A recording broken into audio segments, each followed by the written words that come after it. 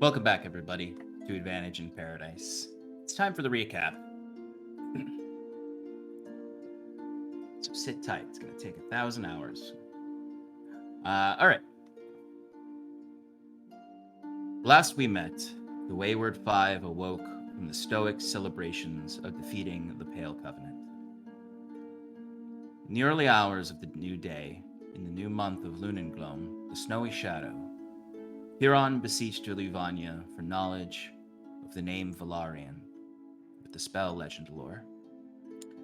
And for the first time, he received no visions from his goddess or her knowledge about this name. Disappointed, he mused with Timber about why this might be, but then decided to move on and do the other item on his agenda this morning, which was to alert Thatcher, otherwise known as Reese, that Scarlet had passed. Expecting tricks and the typical cruelty of the man once known as Reese, he only found an honest and quiet man responding. Thatcher only sought the knowledge of who killed his sister and where her body now rests. He simply thanked Kiran for telling him of this news. Timber and Kiran then began searching for Wiswick and Katya to begin preparations to leave Nephrodala. They found Oriel and asked him about the name Valarian. The exiled Oxlander personally knew the name. An old noble house within Oxland, now broken and shrunken after falling out of favor with the crown. When he was a young man, he said he knew one of the sons of the head of house, Jonathan Valarian. This old family once held secrets regarding much of the politics of the realm. Perhaps Thatcher was after such secrets. The two of them moved on and found Katya and Wiswick passed out in the mud house, the Axelborn Tavern. Huron awoke the slumbering creatures with a loud boom of his voice, sending them into a tizzy, as Mama Mud, the owner, came out to serve out breakfast. A particular slop meant to rejuvenate the hungover creatures. Wiswick recalled the beauty of the night prior and how it reminded him of home, as him and Katya drank the hallucinogenic mud wine known that the tavern is known for. To honor this and their new friend Lollop's bravery, he used Stone Shape and his golem to erect a statue of Lollop in the center of the mud house. The Axelborn marveled at it as Lollop finally could see himself as a true hero. The party visited Yexerid's estate next to meet Xeris and settle the last of their business in Nephrodala. They received their reward and a choice of treasures from the estate, but the rest was to be audited and used to redistribute wealth in Nephrodala to bring about much-needed change. Xeris bid the party a final farewell after promising Katya a particular opportunity upon her return. Before leaving the town, Wiswick, after speaking with Kiran about what he had learned, cast a message to Kalra to ask about the name Valarian, a few other things, but also about his sister, who he had seen some hallucinations of the night prior. She confirmed what Oriel had to say about the Valarians, and then informed Wiswick that he had asked her to look for his sister. This was to his surprise because Wiswick had drunk dialed or drunk sent the last message when he was heavily intoxicated, asking for Kalra's help. Embarrassed by this, Wiswick hesitantly admitted this to Kiran. They spoke briefly about his sister and their relationship. As you all began to prepare to leave, you continued onward, south through the thickets and salt marshes. You narrowly slipped past an advanced infestation of core spawn in the southern swamplands. But you eventually found yourselves in the Badlands, known as the Gap of Glass, that led towards your destination in the Fields of Glass. Here they avoided the stalking eyes of wyverns above and met new critter friends and a family of salt flat weasels that warmed up to Timber during his watch. That night, Kiran communed with the White Raven Medallion once again to ask Armagh about the Harbinger she fled. She told him that there was no escape and to defeat him, you must rip his heart out. Finally, Kieran asked if she was a coward for fleeing this threat. She responded that she would live to fight another day. The next morning, they descended into the fields of glass after discussing their new direction. Under the guidance of Katya, their kobold hunter and guide, who Kieran had spoken to briefly the night before about her own goddess, Demukna, the kobold wanderer. Whether or not she'd ever communed with this goddess, but she admitted that she had felt her presence, though she never spoke to the great hunter. Kieran promised potentially to help her commune with this kobold huntress. But the next morning, they spoke with Katya on what was the safest or best path to the oases they sought. And they agreed that the proper path was to go northward, around the fields of glass, to Katya's home monastery, the Leviathrok Order, to seek allies and to have a safe passage to the oases. All right. So that was where we left off. Well, we left off with you descending into the fields of glass, where you saw the absolute wasteland that it was. You see just the whipping salt on the horizon, how flat and arid it is. You descended down the zigzagging cliffs, and you just saw the three paths splitting. You saw one that went towards the center, which had been mostly worn away, and there wasn't much path left. One that headed south towards the greater beastlands below, which was further away from your destination, but does lead to other civilization.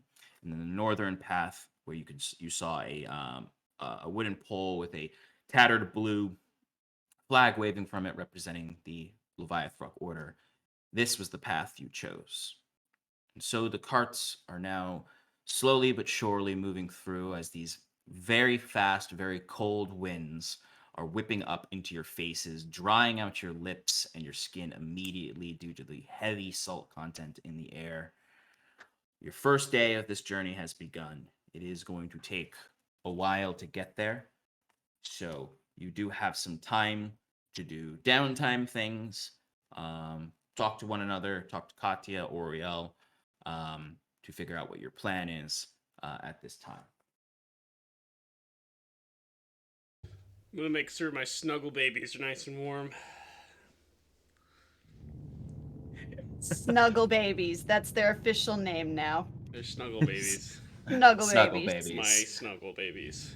I love Your like I think what was it? I think there's like a dozen of them that are with you right now. Yes. Yep.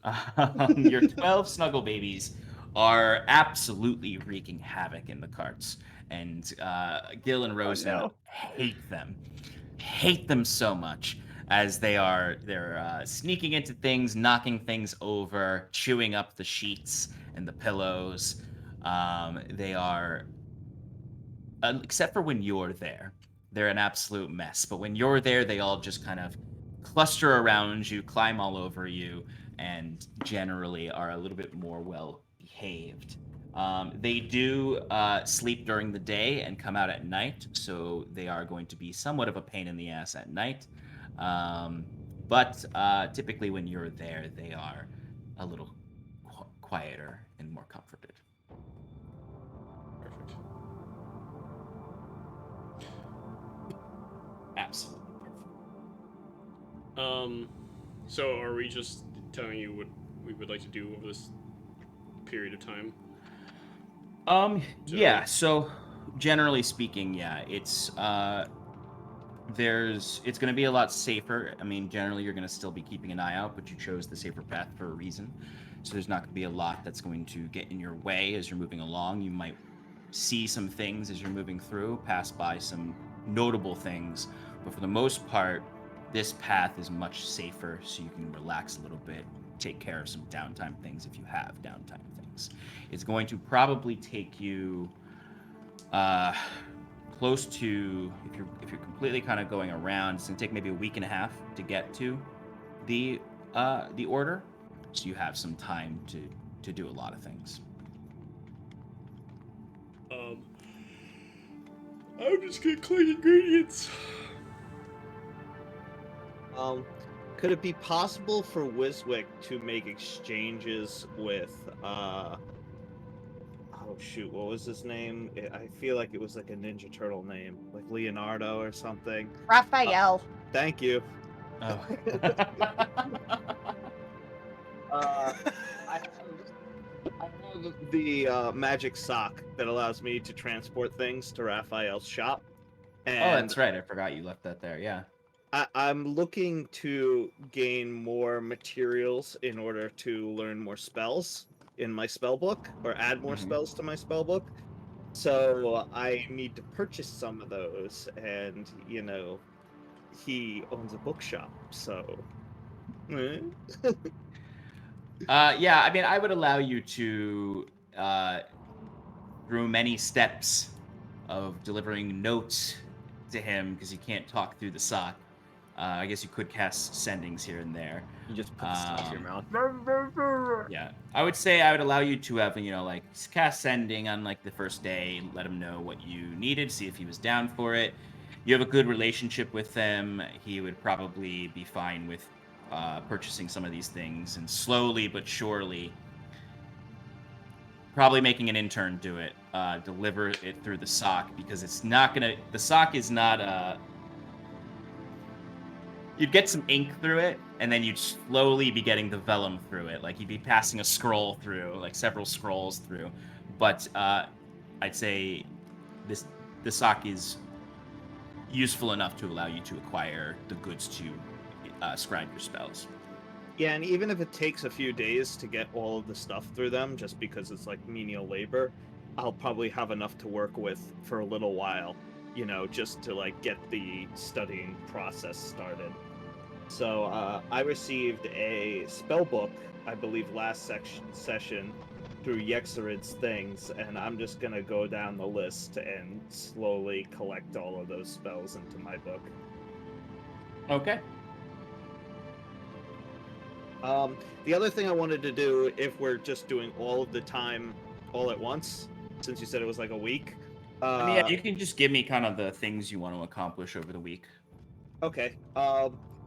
I definitely want to talk to my golem. Just continue its education. If it has any questions, answer them. I want to try having more normal conversations with it, like less from like a tutoring aspect and more like trying to coax it into like, giving information, because I feel like last time we had somewhat of a breakthrough, like I sensed something in him, and I want to continue like promoting that behavior. So like, every once in a while I'll say something along the lines of like, all right, what do you think of that tree over there? Like, is it pretty, or like, do you have any opinions?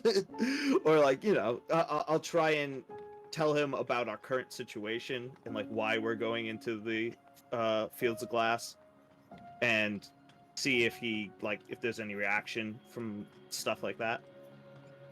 Yeah, sure. I'll resolve that in a moment as we're going through what each person wants to do.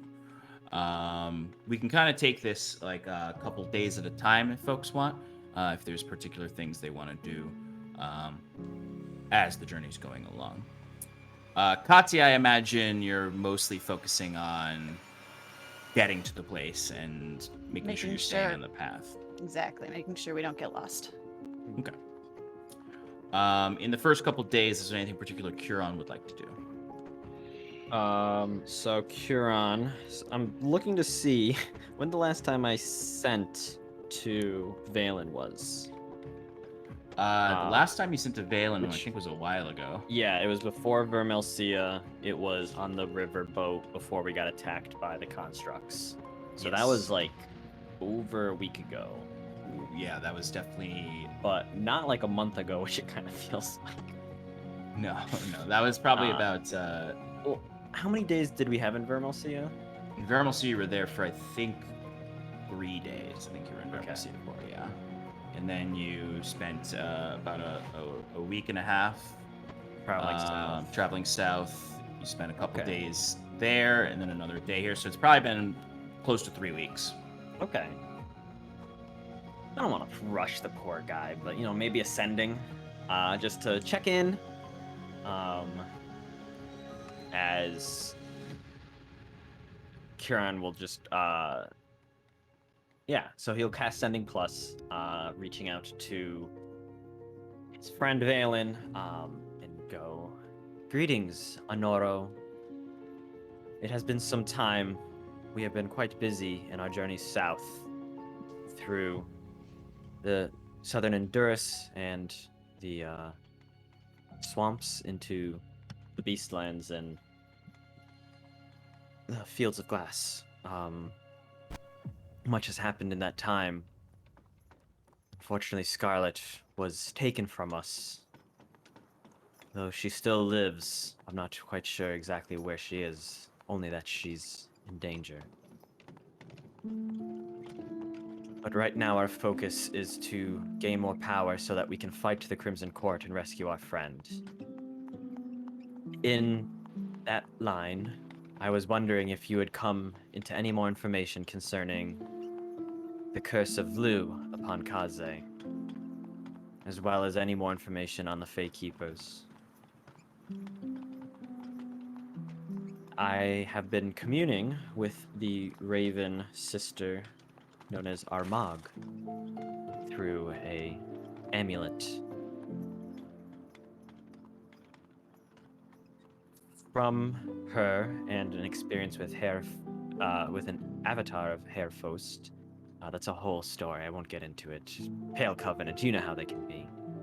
Cultists. He sends the impression of himself rolling his eyes to Valen. Anyways, it would appear that while the Pallid King is certainly a major threat to us, he is but a mad dog off its leash, whereas the Harbinger is still our main threat in Carcery. Anyways, that's a lot of what I've learned. How about you? Love, Kieran, XOXO. You would get a response from Valen. Fair. Yes. We have some new information. It sounds like you've been through quite a lot since we last spoke. You still heading southward past Honduras? Yes. Anyway, yes. Some conflicts have been arising in the Gosurua Nation as your grove advances. It's grown quite large. It's cured much of the land around it. But it has been inciting some violence from some of the creatures of the Gosurua Nation. And the Wolf Tribe. We've had to begin defending it. It has paused some of the research, but I am the forest gnome that you've connected me with has been working in Taramran, speaking on my behalf. And there is some good news on that front. I may temporarily be allowed to return home. If there is anywhere there is a bevy of knowledge of the Fae Keepers, it is in Taramran.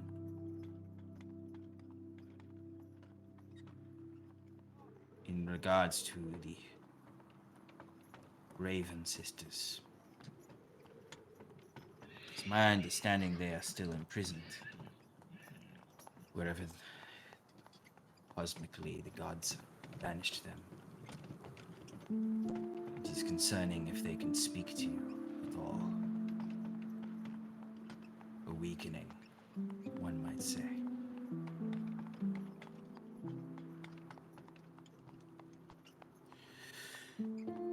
regards to Lou, we have been trying to investigate the attempted recreations of the ritual that created or bonded Kaze to Lou. As I reported last time, they are all been failures. And we believe that is because there is the entirety of Lou's essence within Kaze. There is nothing these rituals can do because there is no essence to instill in the ill-fated victims. It does kill any who they do this to, and they have resorted to, like Kaze, kidnappings for these experiments. We have saved one person before the ritual could have been completed. Understandably, they are a little shaken. We are trying to get more information out of them, but it seems the Wolf Tribe has completely resorted towards hostility to any of our attempts at communication. So while there is good news and I may be able to return home and find more information for you, the violence here has grown worse.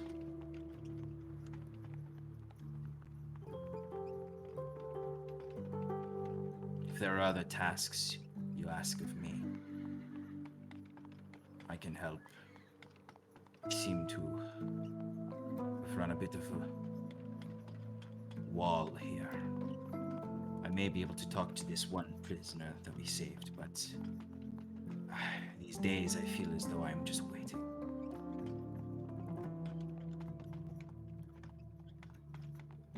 It seems to trail off there.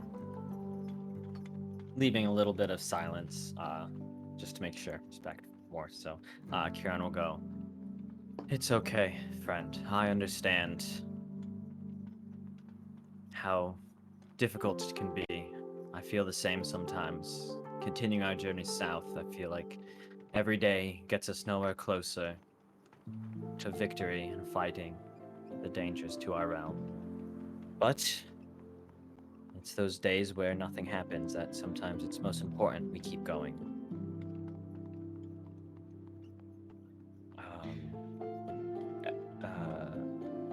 As for the violence, I apologize that it has affected you so, but it would appear violence is happening all over the continent now. As I said, cultists in the south, creatures, monsters in the ruination, war in Untitled.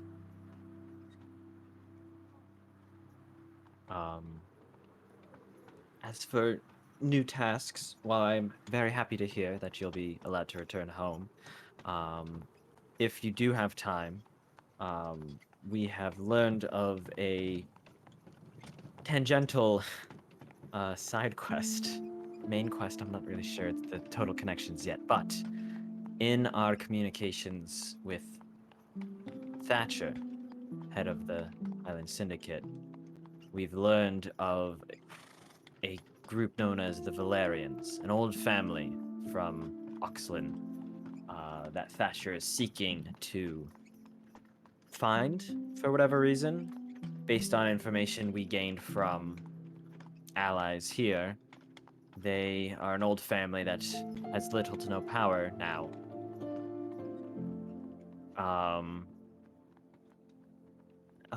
But they used to hold secrets of the people, of the old families in Oxlin. We've also learned that they do have a estate in the promenade of Huzcow of Caerdolan. So I don't think your travels will take you there. It's probably too dangerous for you to return to Caerdolan, but use this information as you might see fit. If you can gain anything, I would still say our primary objective is combating the Pallid King and trying to return our friend Kaze to his rightful form, i.e. not having a corrupted Fey demon dog inside him. What was the name of this family? The Valarians. The Kobold Huntress nodded, so I'm right. Valarians. The Valarians. Yes. Interesting that Thatcher would be after them. Are you familiar? Yes. I have done many business dealings with the Valarians while serving as Kinsley's captain. Their estate is hidden away deep in the promenade, forgotten, overgrown with ivy. Just it's next to an abandoned warehouse. Just old, empty homes. But I delivered many things to that estate.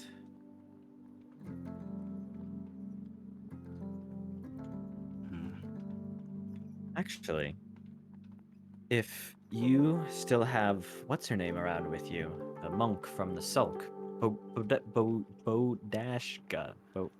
Bodasha. Yes, that's the one. Sometimes, yes. If you can get in contact with her, maybe she and members of the Sulk will be able to head to Caer Dolan and see what's going on there. Interesting. Yes. Not Thatcher. Kinsley had many secrets, even from me. And even more so each month that I was with him. If they were connected to Kinsley in any way, there's nothing but skeletons in those closets. Yeah. I will see if I can speak with Bodasha next she arrives. And look to what the Valarians, why they are of any importance to this Thatcher.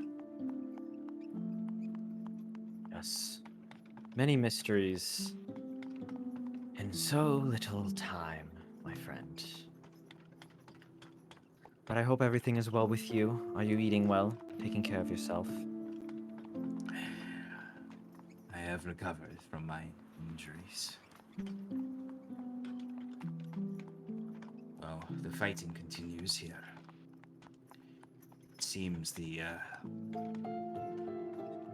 instability of the ruination does not respond well to the bats of your growth. Order and chaos are hard wont to exist in harmony together.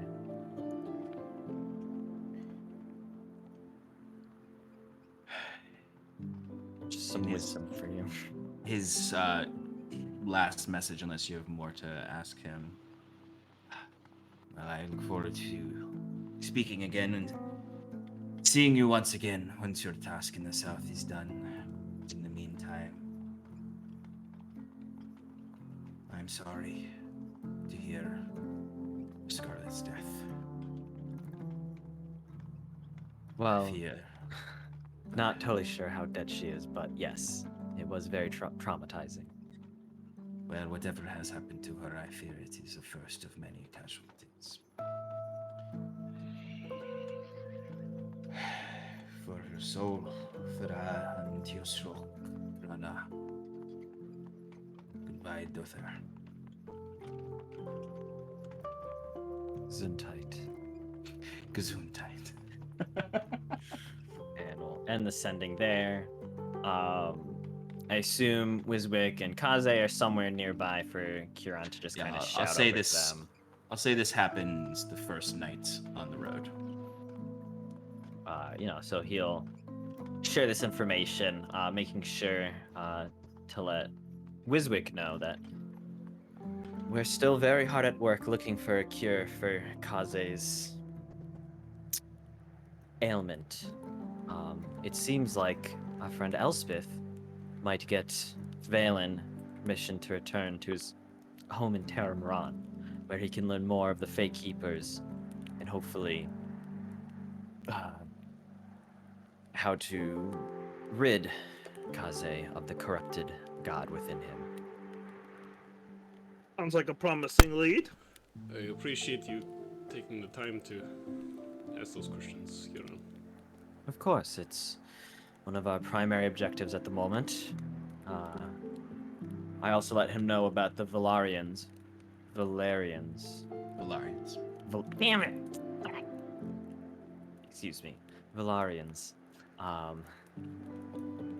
And apparently he performed a number of tasks for Kinsley involving them. So he's well familiar. I apologize, I took the liberty to have him reach out to Bodashka. Bogdasha. That's the one. And the Sulk to see if they might be able to do some reconnaissance for us in the city of Kerdolan, since Valen has many other tasks ahead of him. That's a good use of her skills. Yes. I could send her a message as well. Oh, that, yeah, works much better Well, actually. indirectly, but still works. Oh, But well, it's good that maybe- you did that too. yes. If you send word to the Sulk in general that this is a high priority, maybe we can expedite this. Gold service, yes. Exactly right. If she needs some sort of contact, perhaps we can, have her meet with Kalra. It's just good to have, friends in a city that you're unaccustomed to. It's a good idea. to do. Maybe send a message to Calra and in your correspondence to the Sulk. We'll And we'll just figure connect out. all our NPC friends. Has anyone been talking to McClear recently? What's he up to? Bridges. No one's talking clear. Can he lead a force to Carcery for He is us? a cowboy, so McClare has been fighting the Harbinger this entire time. That's his whole. He's actually the protagonist of this campaign. Yeah, We're main plot adjacent. He's Yeah. actually the chosen of Illyvania. yeah, we think that like Valen, Bogdasha, Kalra are like our vestiges, but really we are the vestiges to the clear. Yeah, they're like, yeah, they'll be busy with the moon shard down in the south. We'll get stuff done up here, and then they'll link up with us. They'll get the MacGuffins for us to fight. Exactly. Well, we just fight. Which is kind of all fantasy stories, really. We figured out the tropes. Anyway, so this is all during that first night. You've traveled as much as you can on this first day. Like, you notice that you stay close to the roots of the cliff sides. And they've been worn by the wind over the years to be much steeper than they were when this sea originally dried up. But it's not as steep as a mountain might be. But you do see kind of in the surrounding area collected salt crystals. You would notice as you're moving along the edges of this basin, there are ruins. You notice fallen pillars, you notice collapsed buildings. They look hundreds and hundreds of years old, though, as far beyond to the earliest days of this era, when this sea was still here, or at the very least was starting to dry up.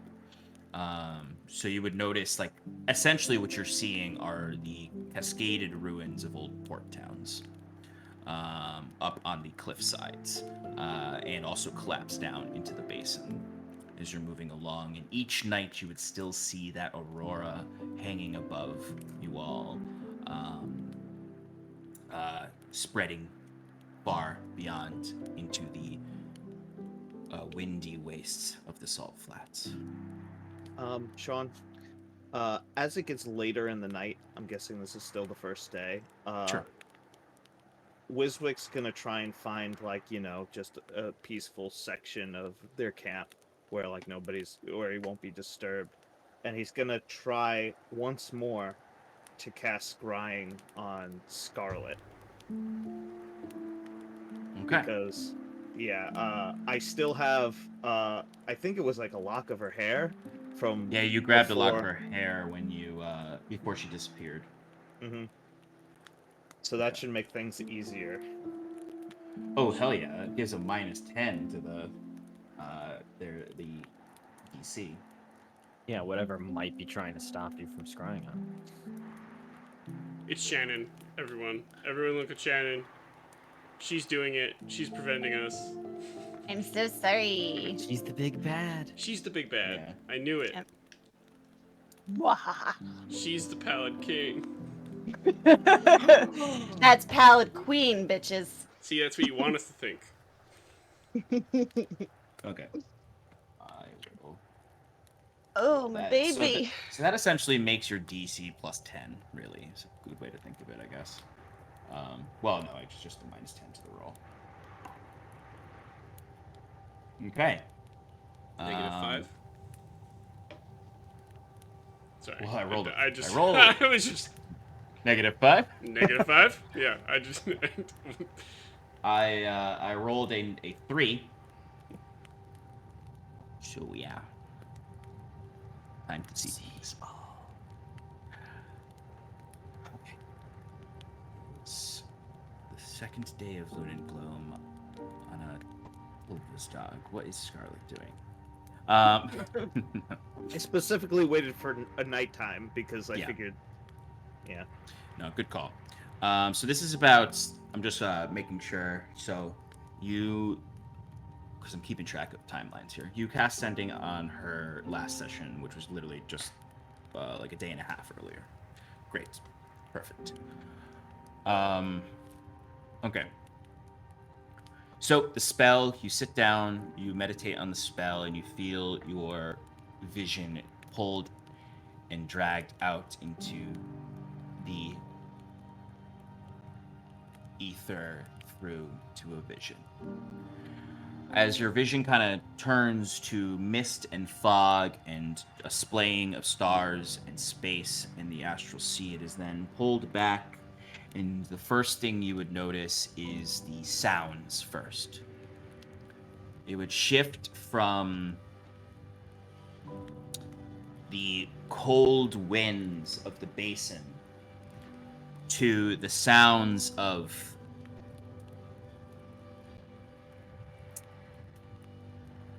drops of water at first, to then flesh, it sounds like. Just the gross sounds of suction and slop and heap is then your vision would come to in a dark, dark place with a dim yellow light bleeding from what look like pods. You're in a circular chamber with a high ceiling. From the ceiling hangs just ribbons of flesh and bone. And this entire room, you notice immediately, is made of flesh. You see what look like vascular veins and tubes leading down into these pods that look like chrysalis with opaque glass, yellow and writhing with small vascular veins over it. In the center of the room, just sort of this pillar of flesh that then has these bones coming off of it like claws. And on top of it is a table. This is metal, but it is almost like wrapped in the flesh. It looks like a laboratory, an arcane laboratory, completely covered in this flesh. There are several pods in this circle. Your vision focuses to one because of what you've scryed on. And as your vision focuses on it, you can see just barely behind the fog of this cloud, or this chrysalis, is red hair, familiar gray skin. Covering her mouth is some contraption made of flesh as well that is almost latched on like a leash over her mouth with a tube leading up to the top of the interior of this pod. She's in some kind of stasis right now.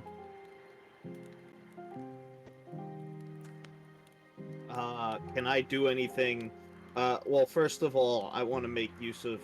I'm like taking notes as I am doing this, and I want to get as much information before I start like processing it. Can I just float the eye around and see if there's any documents, books, any evidence of people being there? You know, stuff like that. Give me your choice of perception or investigation. Investigation, please. I got a 15 plus 9 is 24. 24, great.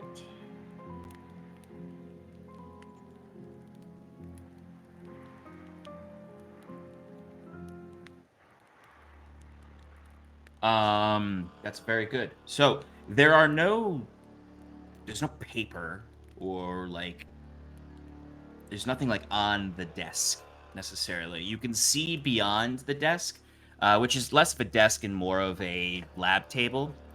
You can see kind of like at the fringes of it clawing are these like vestigial hands with claws on them and long yellow fingernails pointed on them, just sort of like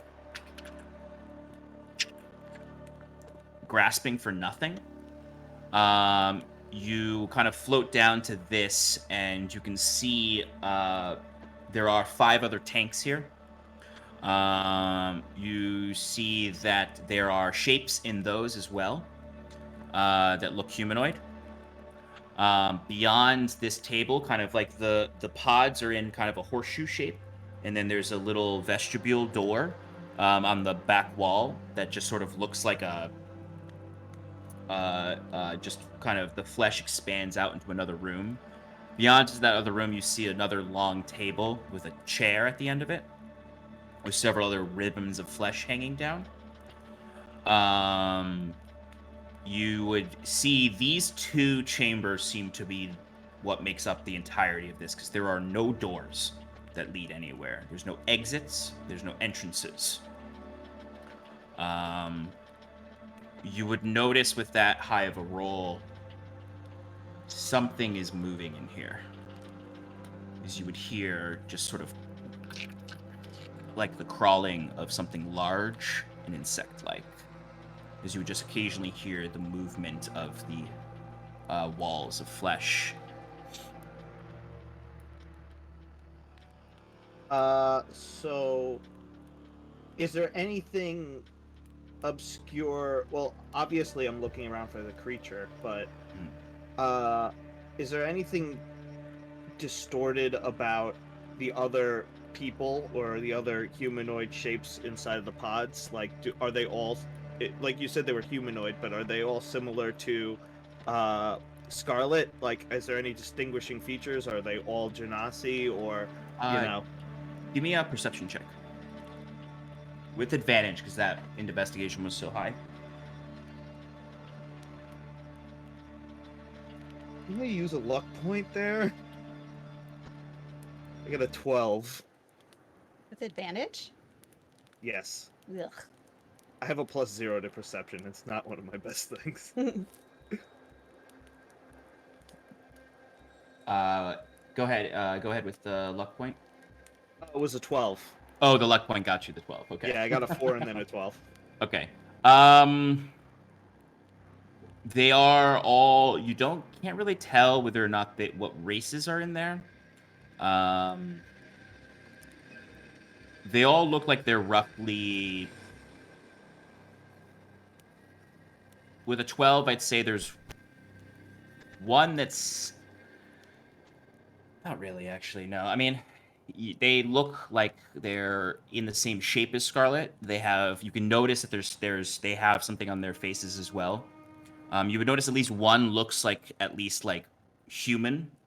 One looks, the other ones look like they might be a variety of races, but they're all pretty close to human. Hard to tell if there are other Genasis in there. You'd have to essentially get closer to them and like investigate each one individually to determine who's in there or what's in there. With the 12 Yeah. at least. I imagine with those weird sounds going on, I'm not paying too much attention to it. It was just like, you know, a quick glance. I wanted to Quick check. glance, yeah. No problem. So no, can I roll an Arcana check on Xenomorph?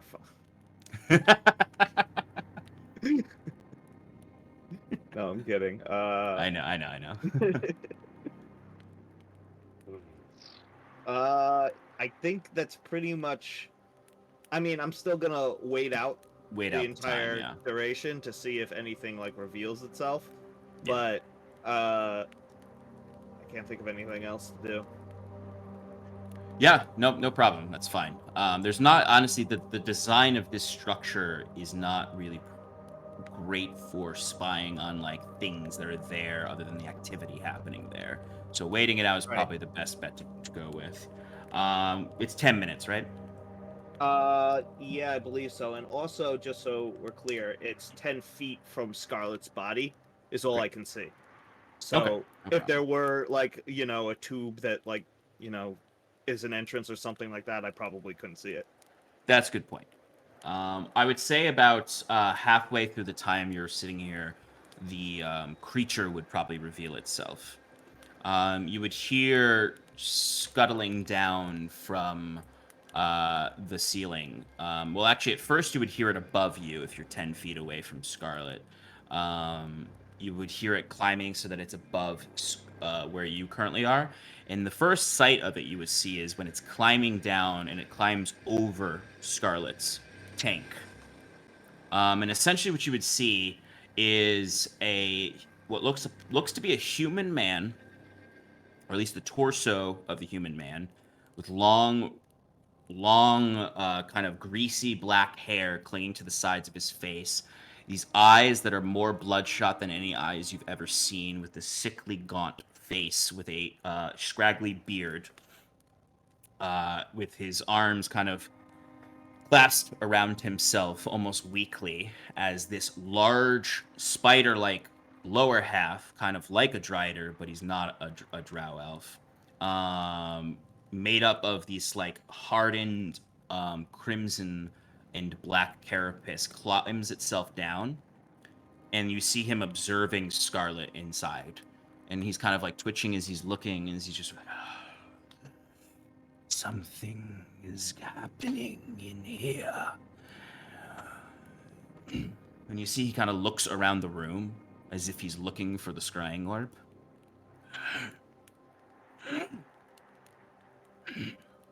And you see climbs down, and you see the Scarlet's tank starts to open up as this chrysalis is like kind of sucked upwards into the flesh, and it's now open, and you can see Scarlet is there. And you see the creature reaches its hand out, and its human hand turns into this tentacled arm, as if instead of 5 fingers, he has 2 long tentacled fingers and a tentacled thumb, and they wrap around Scarlet's neck and seems to latch on. And you can see it's almost as if he's doing something magical to do some kind of reading going on there. So how does sense work in scrying? Like, I only have like the visual. Like It's visuals and auditory is pretty much what you get. You could see here through the sensors if you were there. So, like, you know, there's no like 6th magical sense that I would probably be able to use to detect what type of magic he's using, Yeah. or something along those lines. But I have a good guess that it has something to do with Carcery. It's hard to tell. But he does so. As he's doing this, you can see the mask comes off of Scarlet's face and is kind of like pulled upward and disappears. Everything seems to be almost like flesh crafted here, where it just sort of absorbs back into things to become one piece. And then he kind of takes his arm away, And you see Scarlet kind of wakes up for a moment.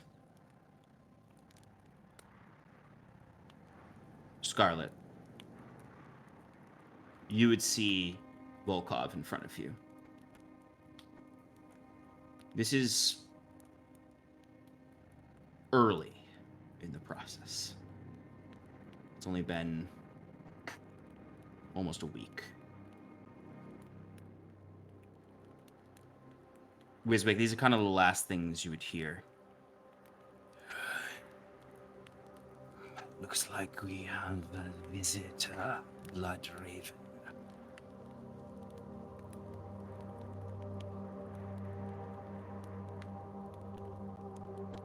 Come. Join me in the other room. And you see he would skitter away, passing a glance at you, the scrying orb. And you see this creepy smile twists across the face. What's my mind like right now? You've a couple days at least of the mind games and the torture. Not quite given in yet. Okay.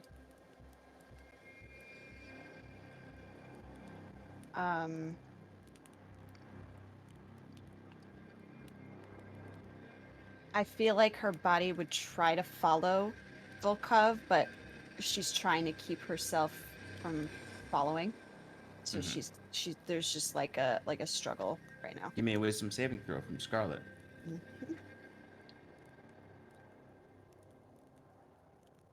7. Wiswick, the last thing you would see is pain on Scarlet's face. As you can see her kind of lifting her hands up and looking at them and tensing them, not listening at first, and almost like there's a panic attack about to erupt on her face before the arms descend and emptiness crosses her face, and she steps out and walks out away. You kind of follow a little bit before she sits down in a chair, and you notice the chair, the flesh of the chair is made of flesh as well, and it just sort of melds over her so that her arms are beneath flesh, her legs are beneath flesh, and it just sort of comes over her whole body and almost looks like a sarcophagi around her in the shape of like armor on her, but she's bound to the chair. As you would see, magic seems to splay out on that table that she was in front of in like colors all around in this blood red. And you would see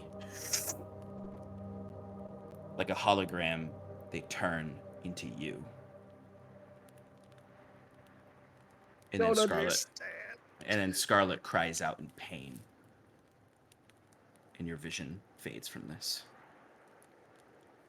As you're pulled out through the ether, hearing Scarlet screams at the vision of you.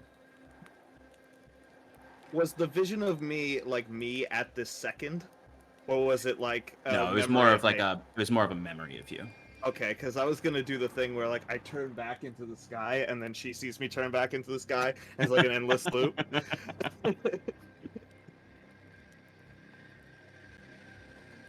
You pull back out of this, and you're about, I'd say, like 5 feet away from camp, having found a spot away from everyone else. You can hear the fire crackling.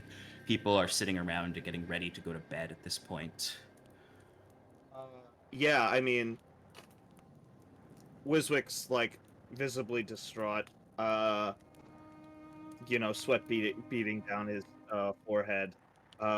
He quickly reviews his notes and tries to see if there's any information he can pull from that. I mean, like, I know I have familiarity with the Driders. I know that I have familiarity with some of the creatures in Carcery that I've seen and fought with in the past. I've never seen a combination of the two. Give me Uh, a quick Arcana check, I'd say. Okay.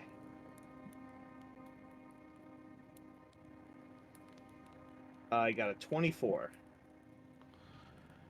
I'd say what this might... With the 24, I'd say that's pretty good. In your discussions with Curon, that guy, about his experiences with Myas, and also your own experience of Simmerlinden and Cal's visions when he was sucked into that place. When you... Where Curon went was part of Myas. It was not separate from him. It was entirely within his spirit, within his existence.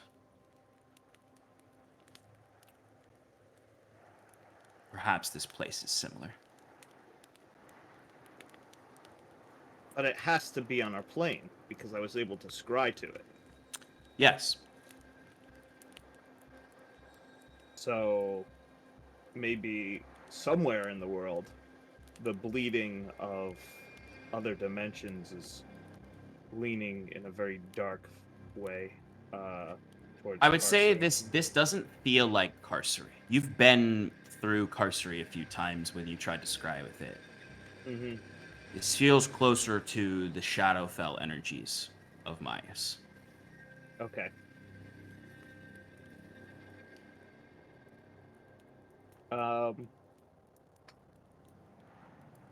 Yeah, I'm gonna go find Curon if he's out. Oh, most certainly. I imagine Kieran's by the fire being like, Oriel, why don't you ever use those trinkets I gave you? I feel like it's such a waste. And you hear Oriel as he's getting into the cart. If you recall, Kieran, they don't work.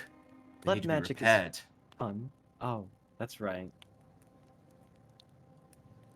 I was Yeah. just passing in. Okay. Oh, you're so funny. As he goes to go to bed. Oh, Hey, Curon. hey, Wizik, did you hear that? Oriel says I'm funny. Oriel's not very funny himself, so I don't know how much of a compliment that is, but, you know, Well, besides the point, excuse me. I might have come across something, you know, it's just another clue. Have you ever heard from your research from Myas or Carcery or anything like the Shadowfell of these creatures, they kind of like half spider, half man, but not a drider, like, you know, more insectoid? Green glowy things, pods of yellow goo. None of this ringing a bell? I don't know. DM, does it ring a bell? I mean,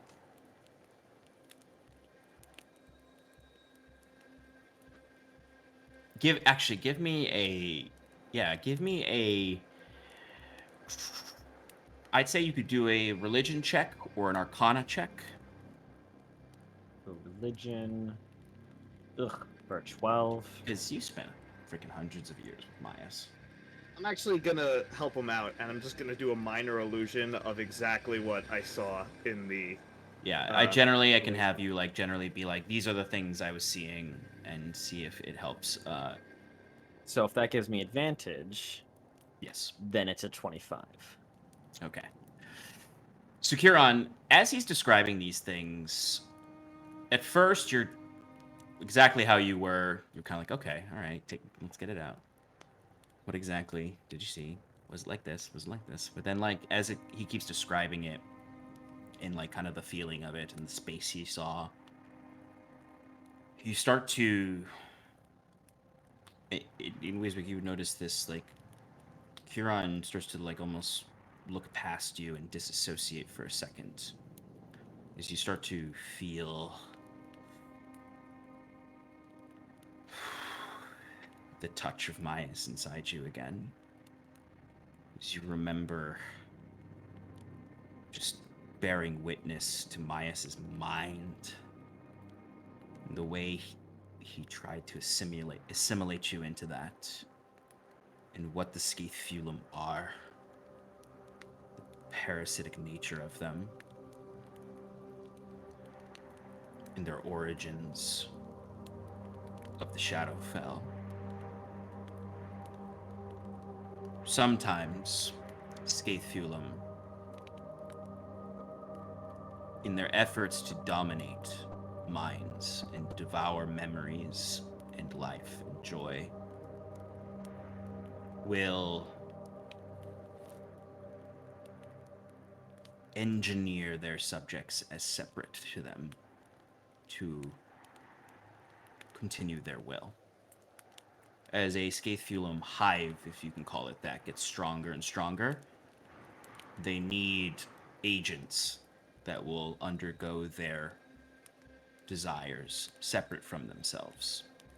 And they'll take a soul that they've devoured and manifest it into a creature.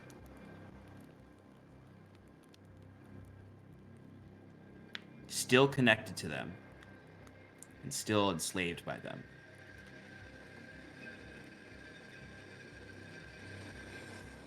But what Wiswick is describing seems like that. Especially because it's the last time you got any clue of Scarlet, you have that overwhelming sense that its nature was the Shadowfell. Well, given the nature of Scarlet's incarceration, let's call it, being, of the Shadowfell and Scathefulum go together like some metaphor for this world. I would say that what you witnessed was a agent of whatever entity that potentially leads the Crimson Court.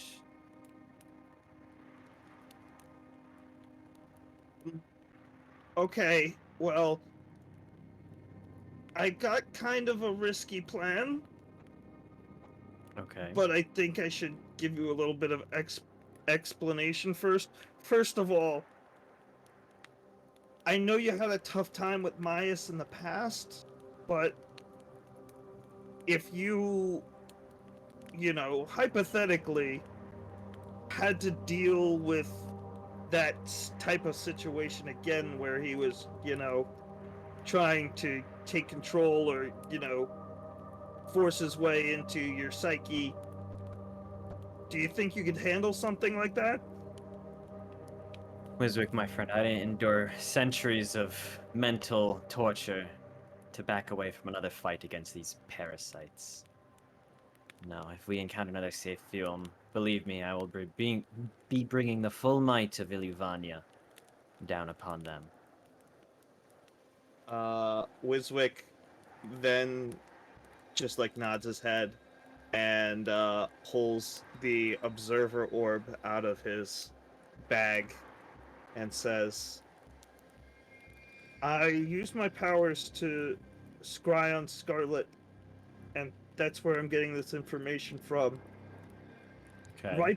Right before I ran out of time, the creature that was holding her there said that they had a guest, and she was strapped to some sort of lounge chair made of goop.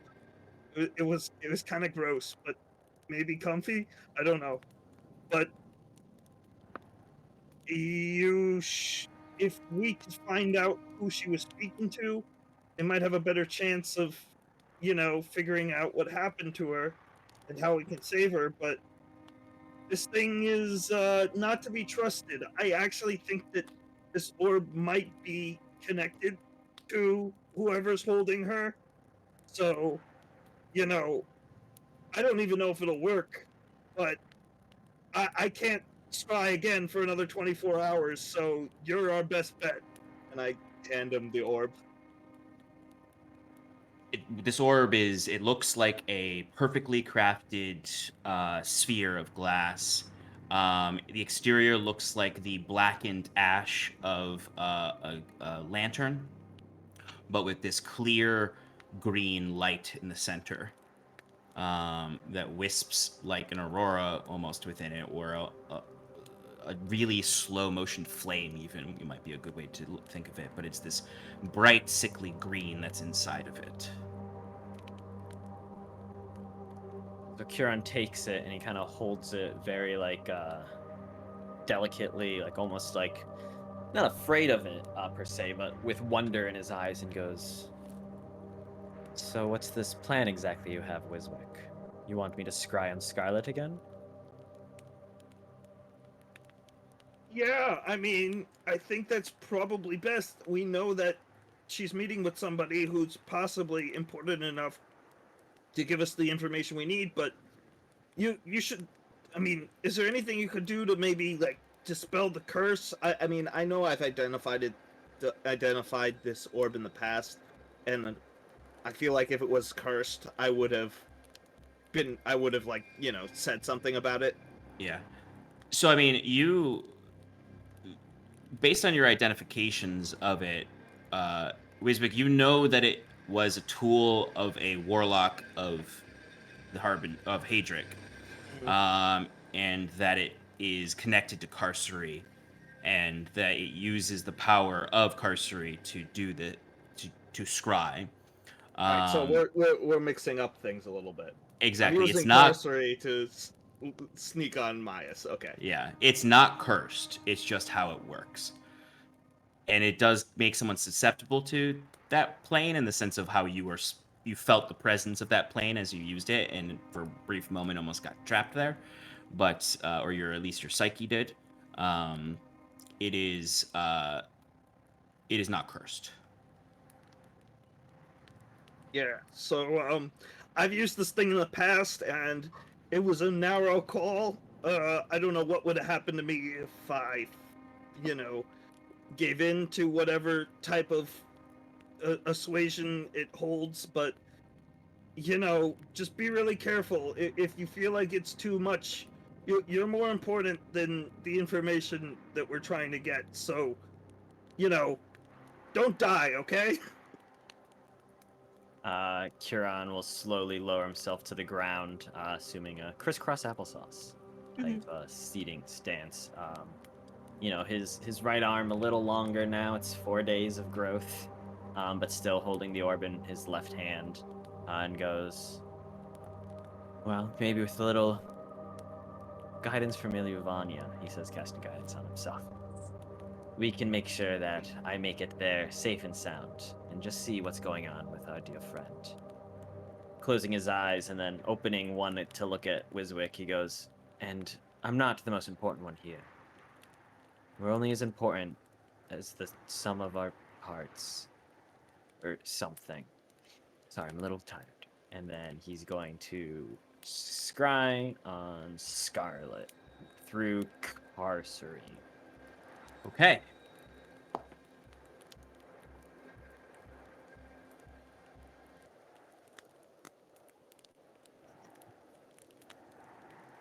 So, Curon, as you stare into this orb and focus on it and channel into it,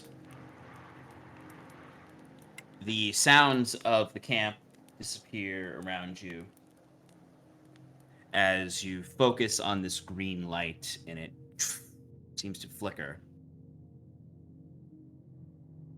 as the orb seems to consume your vision, and the exterior of your vision tunnels down into the orb,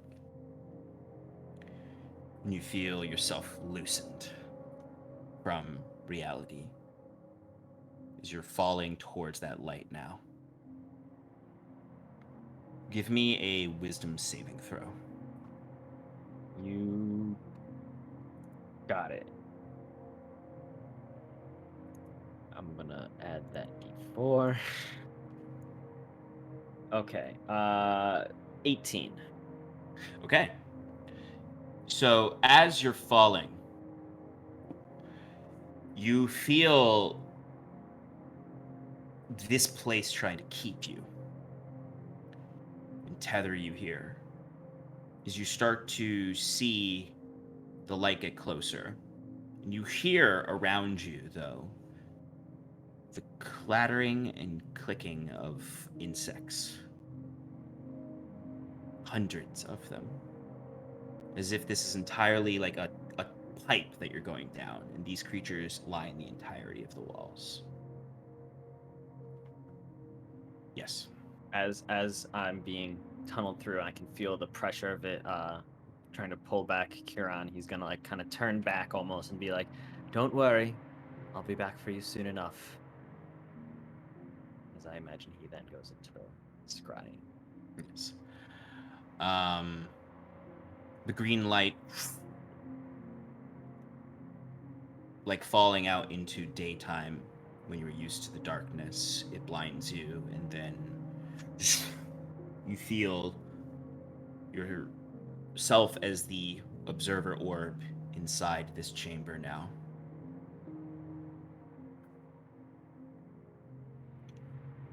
Also, for reference, Wiswick had handed me Scarlet's lock of hair. Obviously, you know, why would we even say that? I assumed as much.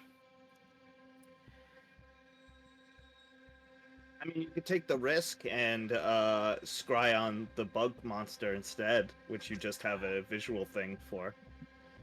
Well, either way, it works.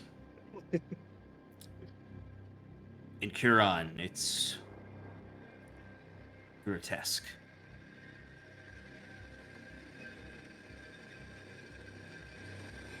You would see Scarlet sitting in this flesh throne. The tendrils of it seem to be crawling up her neck and then around to the back of her head. By the way, I forgot to mention, like, the sides of her head are shaved, and you can see there are scars across it, matching the tentacle marks that are crawling up the sides of her head. Her face is also scarred, or at least wounds that are healing into scars are there, that look like teeth that were latched onto her face, which matches, if Wiswick described you, the kind of thing that was attached to her face in the tank. She seems to be resisting the visual of something that is flashing before her, as this spider creature he described is standing on the back of the throne, kind of holding its spider legs on the back of it, observing as well. In this chamber that, beyond your visuals, is darkened, but the walls and the ceilings all look made of this same flesh. And it does look like it could have been at one point a normal space. Like, there are vestiges on the chair of an actual chair. The table has vestiges of an actual table. This flesh is latched onto a physical space.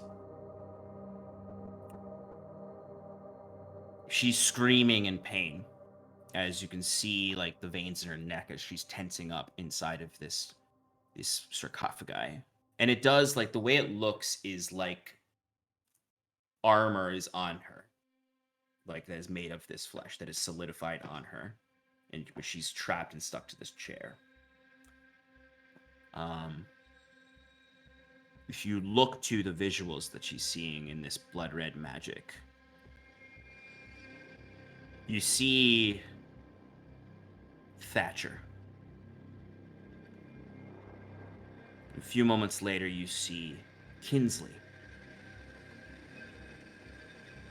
visualized here. And a few moments later, you see yourself.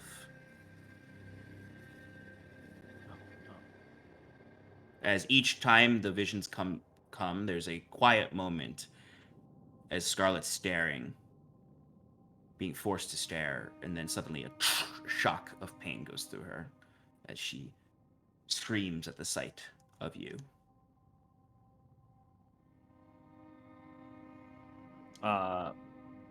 Can I cast Sending while concentrating on scrying?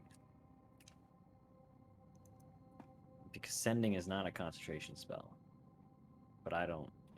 You can, yeah. Yeah, that's a good question. I'd say yes because you're using the orb, because you're using the item to do it, as opposed to you having to focus all of your magic into it. All right. Then while she's seeing that image of Curon, he's going to cast Sending towards her, and simply say, "Have strength, Rowan.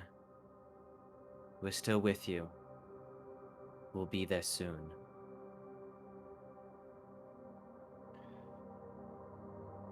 So, Rowan, as this is happening, I mean, you know what's happening right now. Yeah, As I you do. feel every bolt of pain through your body, as you hear the voice of her in your mind saying to you, "Oh, trying to use you, control you, bend you to their will. They all must die." Blood Raven. Some part inside you feels this presence of Curon. Give me a wisdom saving throw. 9. The message goes through. Rowan struggles to hear it. It's in there. It's heard by the body. Sensory experience happens, and Rowan even hears it, but it's muffled and distant as you're in pain, that part of you being pushed deeper down. Bloodraven hears it fully. Would you like to respond?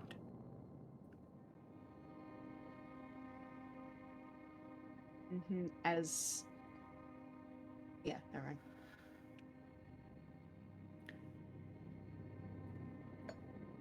Who is Rowan?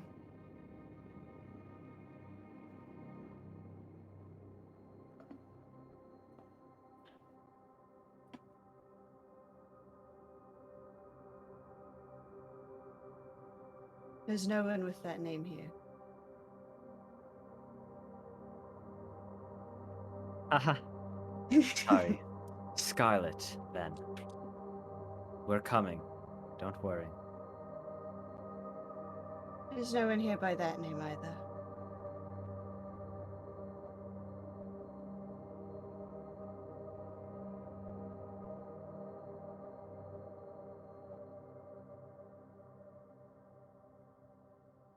Has the Crimson Cirrus taken you so far, friend? You don't even remember who you are anymore?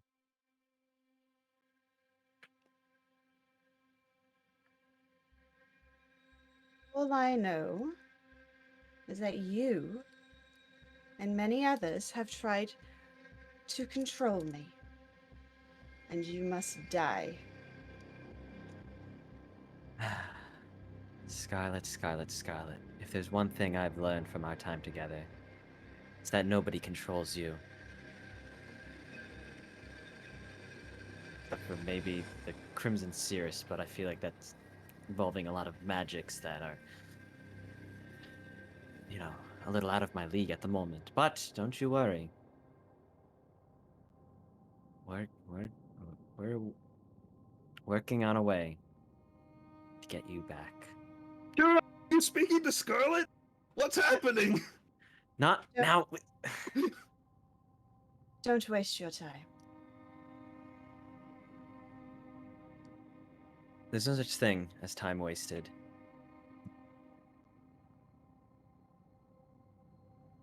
Not when you're trying to help a friend.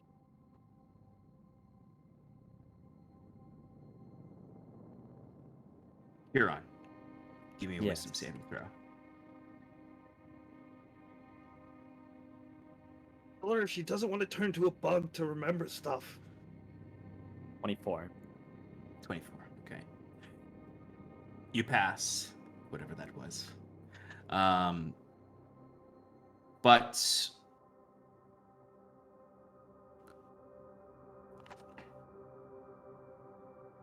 whatever is controlling Scarlet and twisting her in this way has full access of her mind and sees you, hears you, feels you. As you finish communicating with Scarlet, Rowan, Bloodraven, whatever this entity that spoke back to you is, no doubt you feel the presence of your friend in there, but muted by all of this. But in those last moments, something else responds.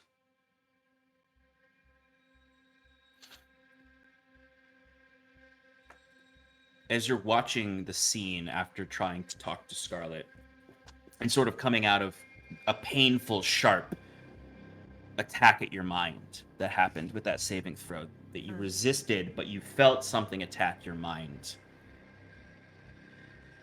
You hear a voice yelling, just stop. And you see Scarlet's head just immediately drops as the red light fades and the flesh moves from her body. The same voice that echoes in your mind, broken like Maias's, but a woman's voice. The last thing you see as this Volkov figure sort of scoops Scarlet's body up and skitters away to the next room is out of the wall steps, as if the flesh is forming her body. And her form is broken and hard to comprehend even. You see a long neck, unnaturally long, with a woman's head at the top, pale white. No hair, no eyebrows, the same black and red eyes as Maias. Her body almost twitches as it moves through the air. And as it twitches, you see an arm just sort of almost like you see the history of it as it moves, and then it catches back up with itself. The clothes seem to be part of her flesh and not. As her form echoes itself towards you, it reminds you exactly of when you tried to cast Sending to Maias, but all the way back in the forest. And you see she comes up, and the orb that is the scrying orb becomes you for a second. As you feel yourself floating in nothing, and she grabs your neck and lifts you up into the air. And then just throws you, and you feel yourself broken out of the vision, crashing back through Carcery at hyper speed almost, and then back in front of Wiswick as you feel as if you were choking for a moment and like you would die in that instant of suffocation as you feel the pressure on your neck still, like she's still holding your neck. And Wiswick, buddy. Wiswick, you would see on Kieran's neck is blood, like the handprint of blood. I'm like holding on to him, making sure he's all right, like checking him for wounds and stuff. Take a sample of the blood and look at him and say, "What happened?" Whatever entity holds her is another Scathfielum. I tried to speak with Scarlet, but whatever holds her mind now, she's being trained to see us as enemies. Trained to think that we were using her, controlling her, and that we're on her list of targets to kill. Alright, just some quick questions to make sure you're not possessed by some sort of demon. Okay. What's the code word demon? I mean, what's the code word cream cheese mean? Oh, I was never good at these. That was more your and Cal's thing. That's where you jump onto Cal and he catapults you into some hedges, right? Was that it? Yeah, it's pretty much any answer that wasn't the actual answer because I knew you didn't know it. But, you Oh. know, at least you didn't try to stab me. That was pretty much what the purpose of the question was. You say porpoise of the... Never mind. Purpose of the question. Yeah, that's Oh. how you pronounce it, right? The porpoise of things? I don't know. Common is such an odd language sometimes. Yeah, I mean, it's like runes, I don't know.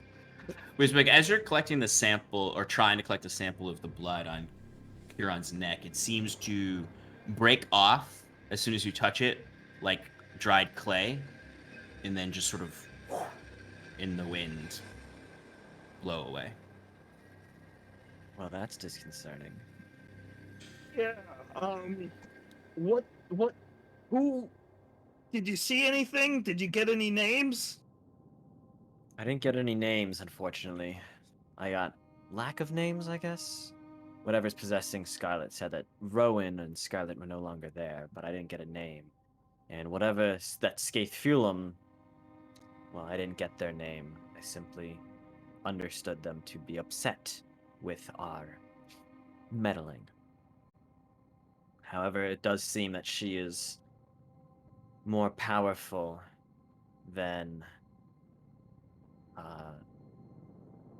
Myas. So we definitely need to go and get that other moon shard before we deal with this. Yeah, I would say, like, without a doubt, your experience with Myas, Huron, you became intimately knowledgeable of Myas's power level, all of those sorts of things. They had hundreds of years together. They weren't all terrible. There does seem like not the exact same thing, but a similar thing is happening to Scarlet. Time is probably funny wherever you just went, in the same way it was for you with Myas. So you don't know if Scarlet was there for the same exact amount of time that you've been traveling, or if she's been there longer or shorter. But this creature is much stronger than Myas. They have fed longer, and they've been here longer.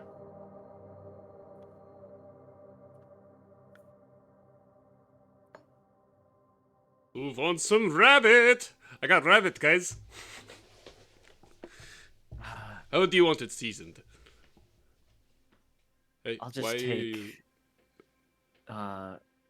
Yes, well, and Kieran just kind of holds up the orb. We did some soul searching, as it was, for Scarlet's soul specifically. When he holds up the orb, Wiswick's gonna jump up and quickly snatch it from him, if he can. Kieran's gonna definitely try to pull it back. Yeah, I imagine. Let's do a quick sleight of hand check. Yeah. Kieran, you can do a sleight of hand check as well. I mean, Timber, you know exactly what that orb is. You know that Wiswick found it in the ruins of the Lay Sanctum. It was a natural 20, and then it turned. Boom. He got a 9. I got a 10. Oh, I'm I gonna like say. how Sean wanted me to get Well, at least you know Sean what wants his magic items to be used. Well, you know what it is now, though. Like before, you just thought it was. You didn't really know about it. Yeah, no, Wiswick gets it. It's a quick little weird tussle where Wiswick leaps and like just barely catches it, and Huron thought his height would get it away from him, and it just sort of slipped out of his hand, and Wiswick now is like falls to the ground, holding onto it, hugging it. Don't make me put this rabbit down. Stop it, you No two. going. No going to bug hell without gnome supervision. It's Uh, Carcery. That's where the Harbinger lives. If we're ever Katya, gonna you figure out hear more about this, you on the other side of the camp hear Timber yell, "Don't make me put this rabbit down," and come out of a semi-drunk stupor. Oh, don't want to know what that was about. I'll walk over there. What is happening? What are you doing? Why are you shouting about rabbits? I got rabbit. How do you want yours seasoned? I don't care. It's meat, I will eat it. Okay. You They're do eat meat. fighting. I'm gonna cook this. I need the fire. They're there.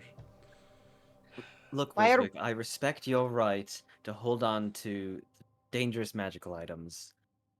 You do have a way with them. However, you already have your own scrying orb, and I just want to be able to scry sometimes too. But What we are can you get arguing you a safer about? way to do that. We don't have to, use a hell portal. It's not. Huntress, please. Have you ever heard of Carcery before? You know, where the Harbinger came from, Hadric, all that nonsense.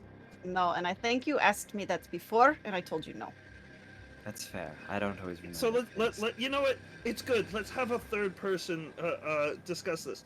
Do you think it's better to, Does Kaze not count? have? Okay, Kaze, yeah. You're not getting any rabbit. No, wait, hold on. All right, but honestly, isn't it just safer to just have the wizard cast the spell using his own magics instead of relying on some outside source? I understood about 20% of what you just said. I don't really get how magic works. It's cool, I guess, and it's helpful. Wiswick spends the rest of the dinner explaining how magic works to Katya. Well, there are warlocks that make contracts, and then the sorcerers that... Nope. That was not an invitation for a tutorial. No, thank you. There's no way to stop him once he gets going. You might as well Yeah. buckle in for a lesson. There's not a lot of meat on these rabbits, and they're extraordinarily gamey. Huron sticks to his nut melody. Nut medley. That Not too. melody. No, he's got a nut melody. Do, do, do, do, do, do, do. He's That'd just be a singing nut to song himself. while you're eating the nuts. Yeah. Yes. You guys are intimately aware of Huron's nut melody he sings every time he eats his trail mix. In the light of the moon, we eat without a spoon. Do, do, do, do, do, do, do. But anyway, Almond, all men. you've seen quite a few things and experienced some harsh realities here. You've got a lot to think about and ponder with these visions of where your friend Scarlet is. And you can talk more about them as you travel further. But you continue on with the quest at hand.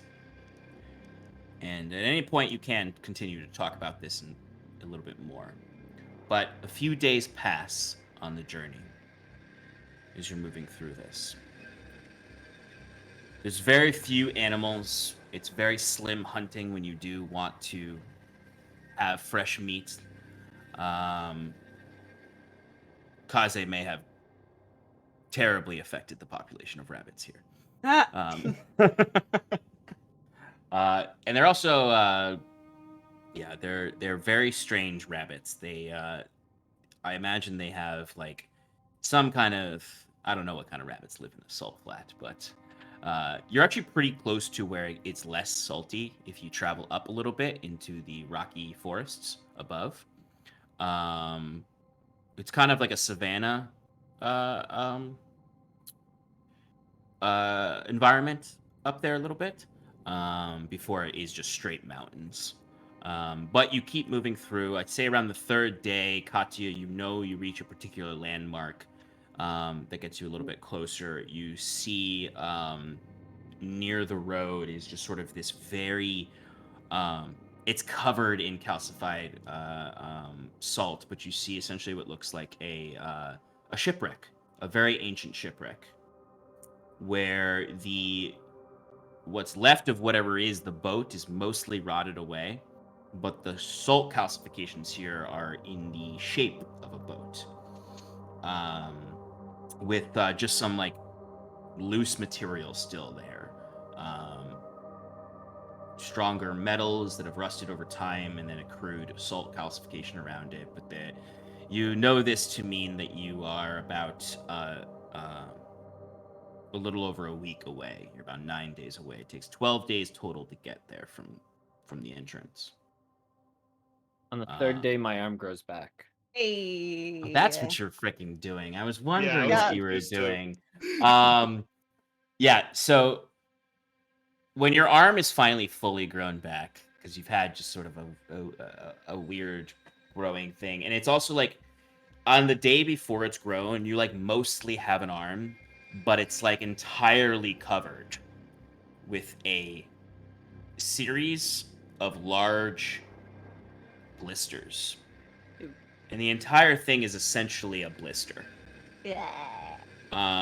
As your like natural body is just sort of like dealing with the trauma of this regrown flesh, that like it's extraordinarily painful towards the last 2 days. Arm is extremely sensitive. You kind of have to hold it out. Like you have to. I'd say you'd probably have to be in the carts. You couldn't ride out in the atmosphere because even just like the wind and salt blowing across it is deadly painful. To the point when you almost have to be bedridden for the last day because of how much pain you experience. But on that last day, there's the blisters settle into scar tissue across the entire arm. But mobility returns on that day. And though it's stiff, and you like at times locks in place, you have a fully functional arm back. The scar tissue will never leave. The entire arm will be covered in scar tissue. That I wish you saw. But once again, One laugh. it's all Oh good. no! There may be some internal laughs, or at least Yes, internal I rolls. I just sat and smiled. Any chili peppers with those rabbits? But you got that arm back now, buddy. Hey, baby. You can finally use that shield that you've had the whole time. Not if I'm using a glaive. True. Okay, so arm is back. It is the third day of travel. Mm-hmm. You know you're on the right track. You know it's going to take a little bit longer, but you know for sure that you're in kind of like the safest possible path, as long as you stay close to the bluffs, because you're starting to see signs of the Sapphirine Bluffs. Even though you're far away still, you're starting to see, and you all would notice this too as a peculiarity, there are veins of blue minerals moving up what is at this point been largely rock and salt. This really brilliant sapphire-like mineral is veining up from the earth across these bluffs. As we're riding and we see this, I imagine Kieran, after showing off his new arm, like, look, everyone. Katya, would you look? I have a new arm. How exciting. Very. I said not to remove the bandages yet. I didn't. Wraps it back up. Speaking of which, actually, I don't think there's any segue here. Those blue veins on the cliffs. Yes, we are getting close. We are about 8 or 9 days away from the Order. This is where the mountains get their name. And that's where your order gets its name from? Well, my Order gets its name... No, you mean my title. Yes, sorry. Excuse me, the Cobalt Hunters. No, we get our title from Dimukna, the Cobalt Wanderer. Which also happens to be a shade of blue, so worked out nicely. Look at that. Have your people been here long? In the wastes. As far as I know, yes, they had been very well established, at least by the time I got there.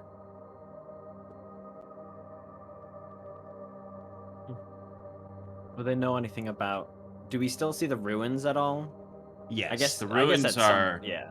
Yeah, I mean they're it's not like there is a vast city built all around the entirety of Right. this, but you would find every now and then little tiny evidence of the ruins, especially where you find like little like crags, where it was most likely mouths of rivers that led into this. Where there might even at some places be this like really salty water that's still kind of like bleeding into this space.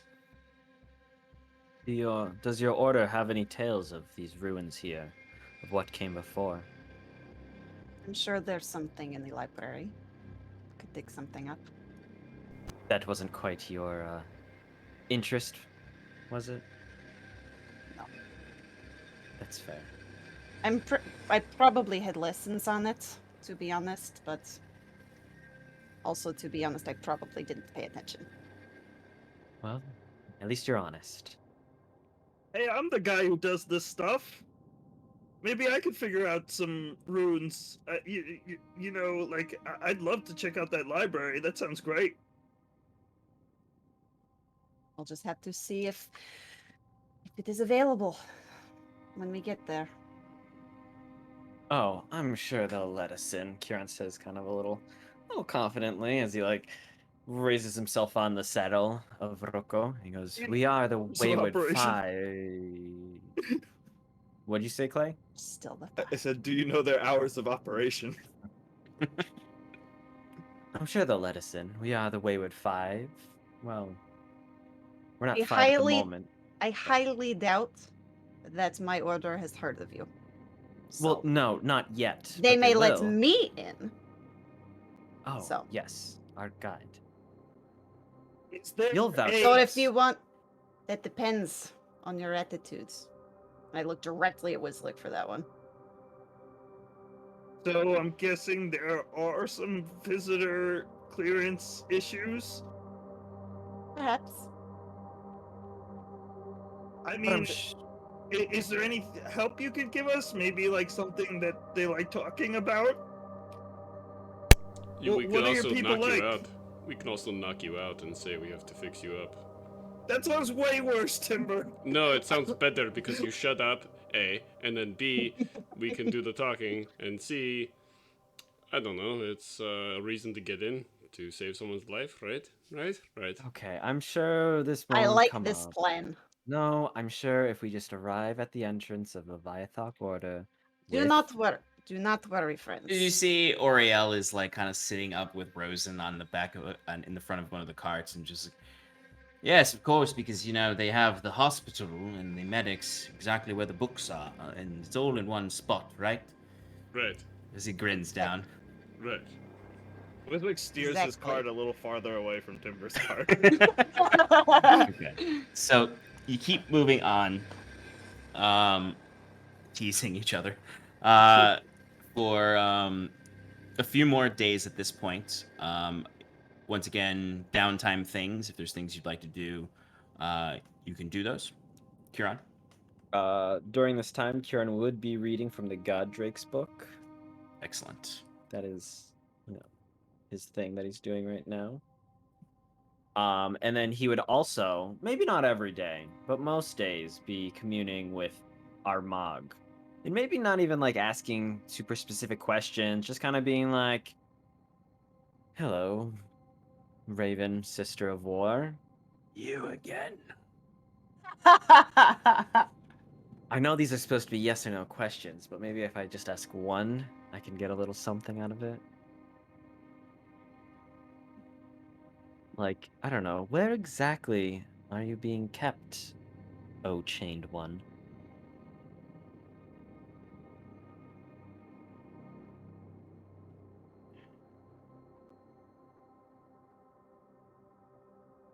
All I see is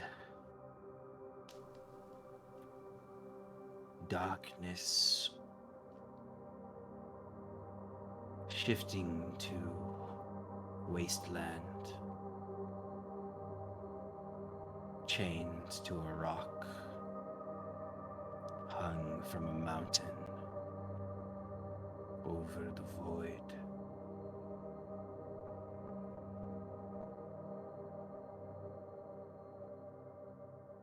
No stars in the sky, no breeze, just heat and cold and darkness.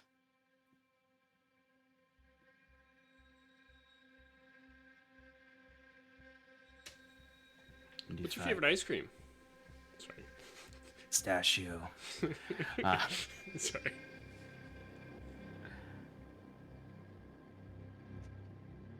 Yeah, that's all she says. Sounds like a suitable spot for one who would attempt to ruin the planes of existence. For such selfish needs, selfish wants.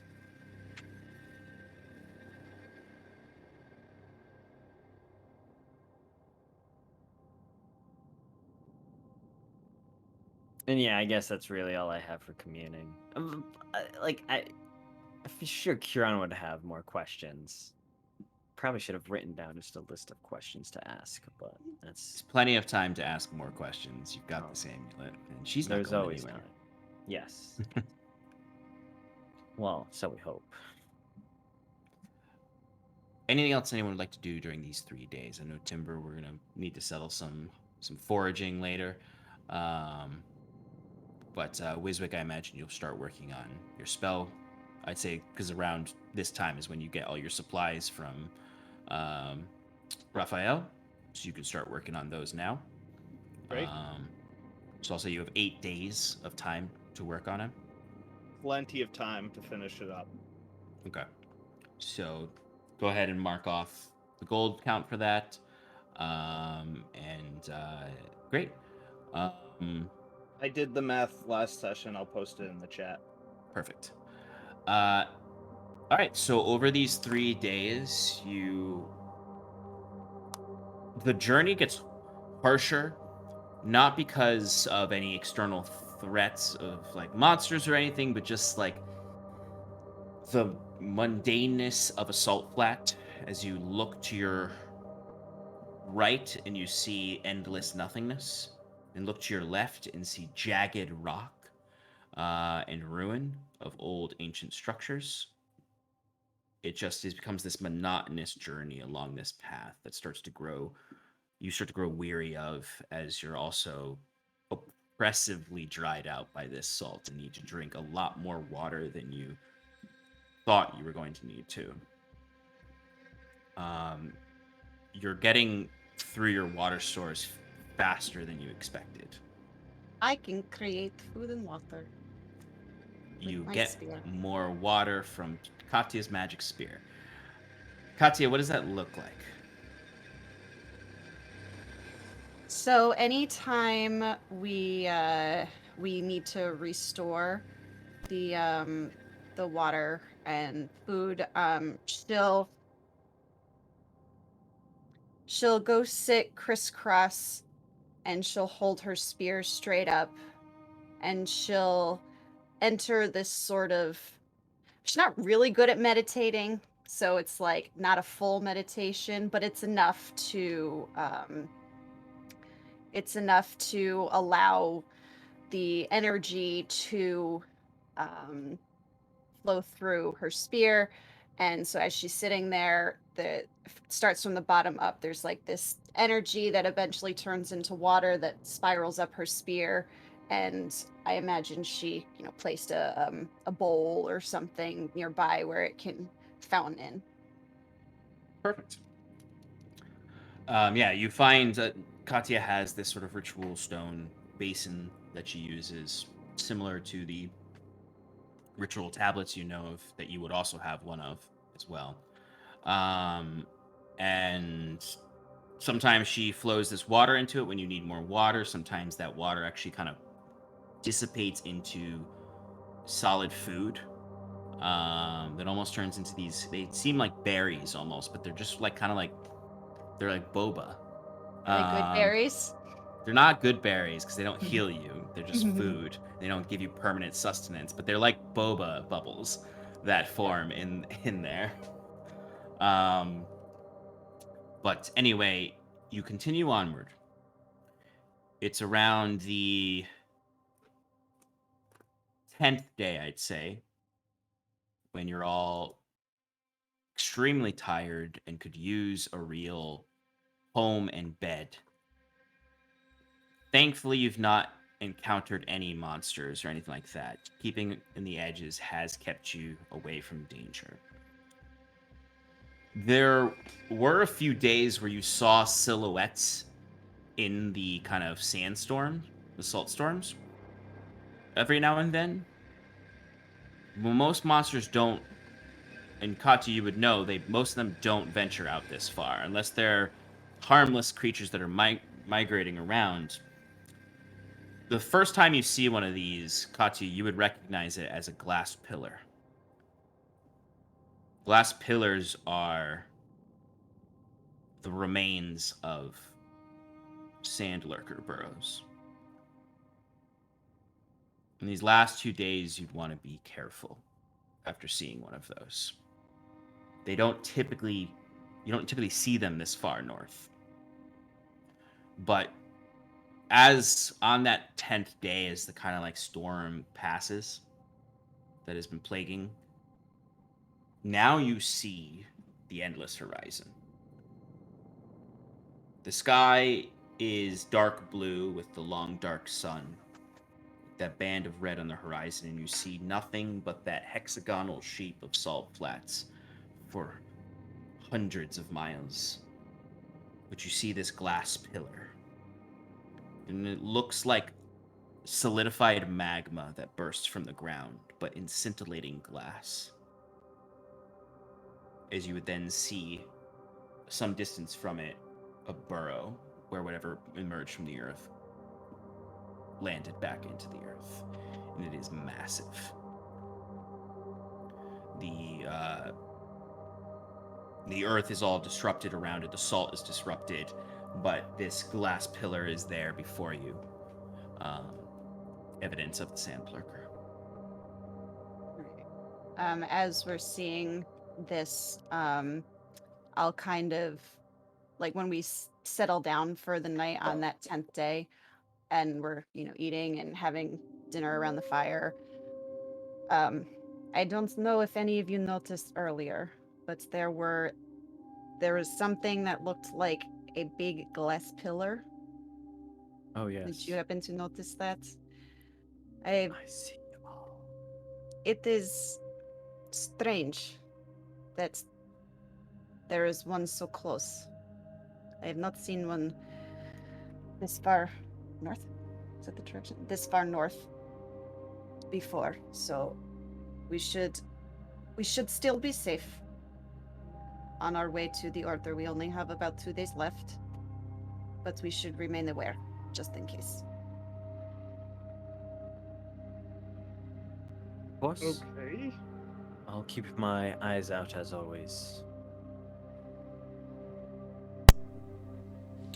You would also start noticing the Petronaut Trees now, Katya, which are these very, all of you would notice them. They're very short trees that are incredibly gnarled as their branches go out. They look like petrified wood. They're bone white. You would notice Katya's spear is made from this type of wood. And they form like these, truthfully, Curon, they remind you of Telwood Hama a little bit, in the sense that the branches form these lattice shapes that create bulbs almost, with these little white flowers that bloom off of them. And the heart of the flowers have these vicious spikes coming out of them like cacti. You would notice these little birds that kind of hover around that are the perfect shape to go between the spikes to get at the heart of the flower. They're like hummingbirds that have this almost topaz brilliance to them, like flying gems. That's what they're colloquially called. But you know that means you're close to the Leviathrok Order. Wiswick, I guess during his off time, he might have been doing some cartography work. Just, like not putting too much details into like drawing, but more just like keeping track of where we're going. And as soon as Katya starts talking about the giant worms, he puts like a big skull and crossbones on his map and like a hole. Absolutely. Okay. Yeah. But yeah, he's very interested in all the different wildlife and plants you're describing, and maybe that's when he starts talking to his golem a little bit. Oh yeah, that makes just sense. Yeah, explaining things. absolutely. The golem would start to, like, every time you try to get it to have a genuine kind of like reaction and thought, it starts to like talk to you. It like says things about you, and what it thinks you want to hear, and it's obvious that it's saying things that it thinks you want to hear. So it's not gotten to a point when it's having like its own individual thoughts. It's still centering you in what it's saying back to you. So it's like, what do you think of that flower over there? Scary, right? And he's like, do you think it's scary? And I'm like, exactly, yeah. Yeah, okay, yeah, I do think it's scary. It's scary. Yeah, exactly. But this is all like kind of like part of its development, as it's definitely helping to ask it questions for it to understand the concept of I can think on my own, beyond just being an extension of this sphere of Neblin that I've bonded with. Mm-hmm. So yeah, But you go. I it gets annoying, but I keep doing it anyway. Yeah, absolutely. And there's times when you're all just walking through and you just hear in the back of the train the golem and Wiswick having a conversation. But you continue through on this 10th day into the 11th day. And I'd say as you're Katya, you know you're approaching soon where you'll need to go into the crag that leads up into the order. That spot is not necessarily monitored by the order. So it's still dangerous, like out here potentially. So you know you'll want to be on your toes as you're going through there. I'd say some point on the last day, like the 11th day, you all would feel around midday a slight shaking in the ground. Well, at first you're almost like, was that a thing? Did everyone else feel that? Did everybody else feel that? Have I ever felt anything like that this close to the order? Not this close to the order. I look at my furry friends. How do they react? They are hiding wherever they can. Like, you look in the back of the cart and they're like getting into like you see one like plops a whole pot over itself and is hiding under there and peeking under the bottom. The pot is shaking. You see them hiding in cabinets. They're hiding in the pillowcases. They're trying to squeeze under the bed mattresses. They are terrified. This is very strange. Everyone keep alert. I don't know what this. I would know what it is, right? Yeah, it's a sand lurker. Yeah. I don't know what this sand lurker is doing this far north. But Should that we concerns me. just not move for a little bit? It does sense vibrations. So, yes, let's stop for a little while. Take a short rest, as it were. As you do so, intermittently you would feel the rumbling. There's a point about, I'd say, an hour later that you see a creature walking from beyond the distance. You can kind of first you see it through the haze is just something walking towards you all, fast, like running. And as it gets closer, you can notice it is like it looks like a giant Komodo dragon for real world reference. You see it stop every now and then. As the rumbling happens, it stops, and then it continues running. And when it's about 100 meters away from you, or a little less than that, the rumbling intensifies. And you see from a distance this massive worm erupt from the earth with red, black, and gray flesh as its maw opens up and completely takes this creature into its mouth. You see the earth and sand and salt lifting off the ground instantly starts to melt and then cool rapidly. As you can see, some of the red ignites a little bit and then softens, and the creature goes up in the air, and you can see a rain of blood flowing in its trail as it then smashes back into the earth.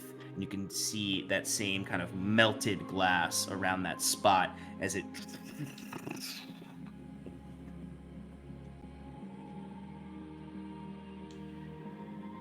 the rumbling slowly fades. Well, that is a problem I'm going to have to bring up when we get there. That is not good, obviously. But And- we should be safe for now. Let's And move. you know how to fight those things, right? Have I fought one before? Sure. Yes. Okay, because we do need to take one down to access its glands for an alchemist we know back in Vermalcia, but... Don't worry. Okay. Your confidence is reassuring. Thank you. As you look over at this dripping glass that it has formed immediately, much like the glass, it's a new glass pillar and it's like 30 feet high. Timber at this is levitating from now on. Smart. Very smart. If I had boots like that, I'd do it too. Rocco, can you levitate? No, it's okay.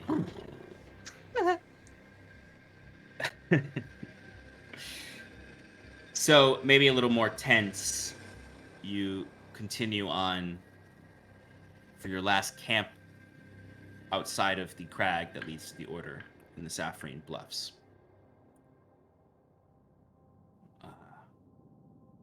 Is there anything you'd like to do before the next day where you will trek up into the steeps?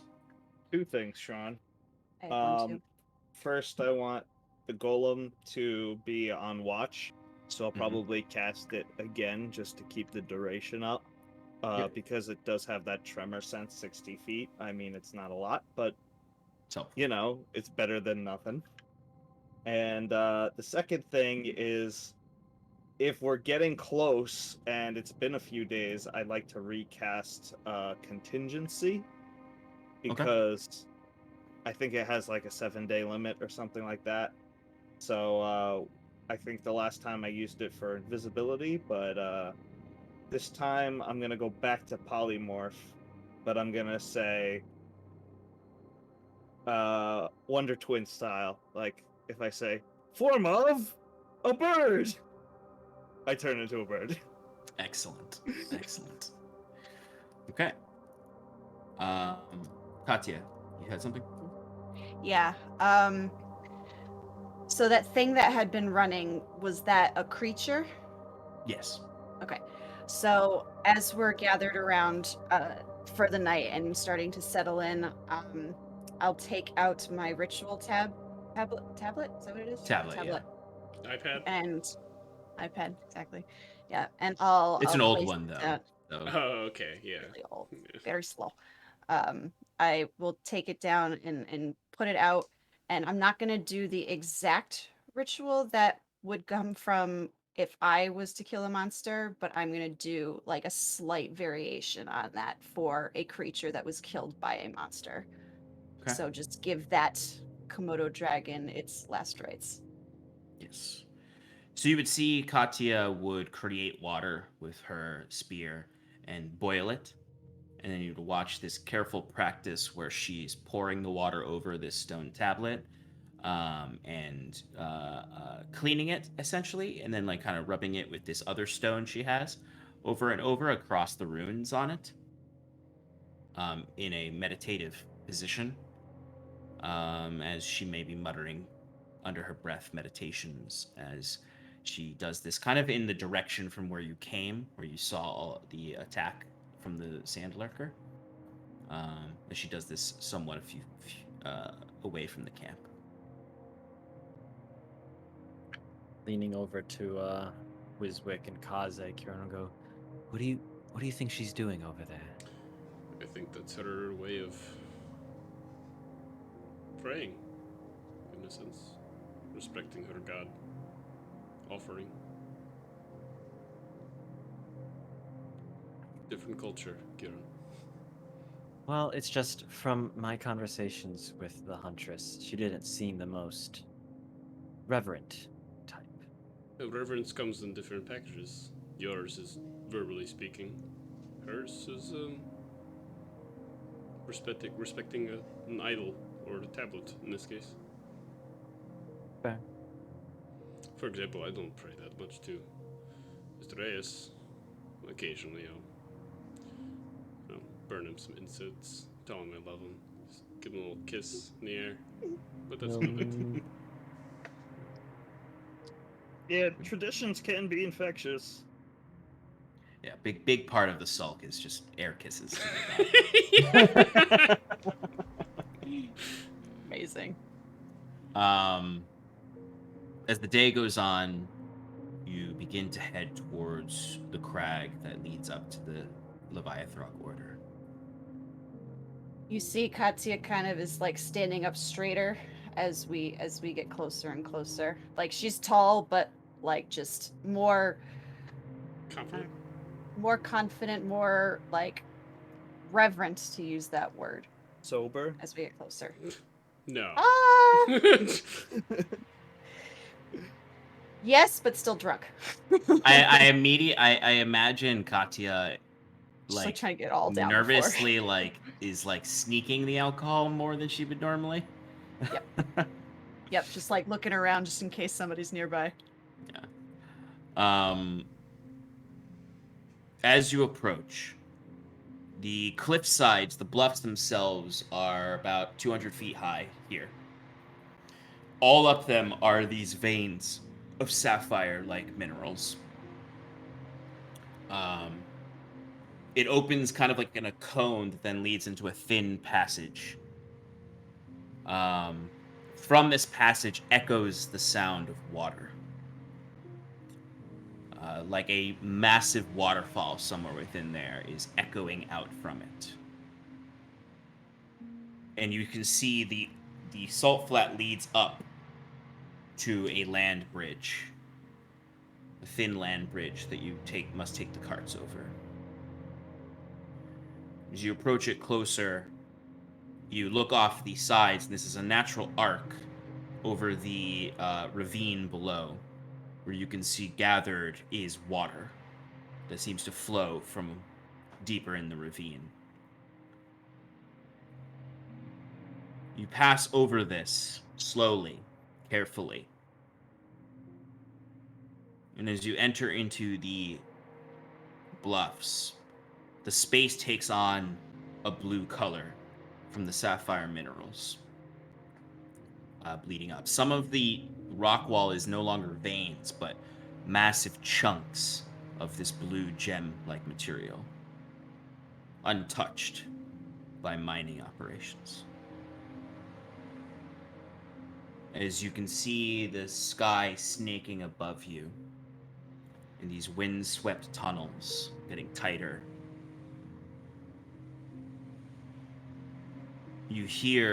You can see above some of these ruins as well are still there. And chains hang. Ancient, rusted, salt-covered chains hang from random rocks that have been displaced. Chains that look like at one point they were part of a harbor They may have latched onto ships, latched onto other cargo. There's just remnants of an old port town that linger in the higher reaches of this bluff, as this was once a river passage. Fascinating. As you're moving through, I'd like everyone to give me perception checks. You want me? Give you a perception check. Natural 20 for 27. It is my home. We're home. 4. Wiswick's 27. distracted by the gems. Yeah. Yep. Ooh. Pretty. Timber? 19, sorry. No problem. As you're kind of marveling somewhat at this natural space, and kind of the echoes of the waterfall coming down the pass, and you can see, like kind of on the left and right of the path you're on, there is flowing water that leads back to that ravine. Katya and Huron would hear at a specific point, it all almost goes still. The water, you like for a moment almost don't even hear the waterfall sound, as you would hear stones falling.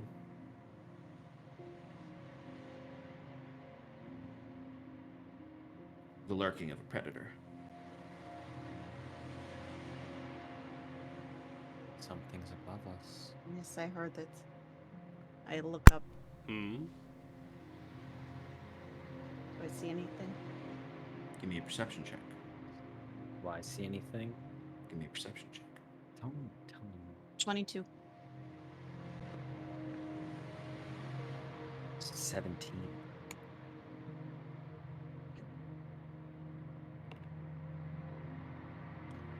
Katya,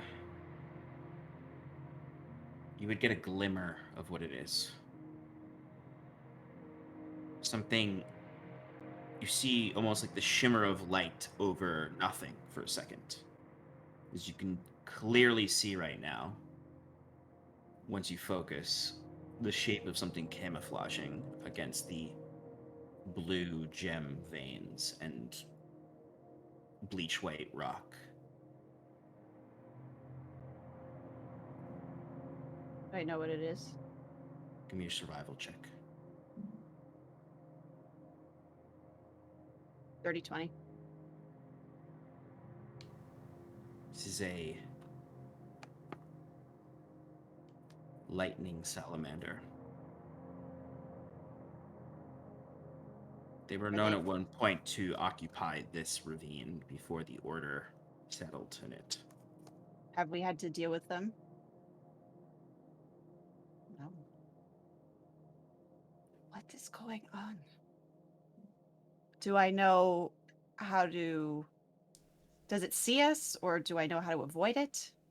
It sees you. You know it's hunting. They don't Yeah. camouflage like this unless they're hiding from something or Yeah. preparing to attack something.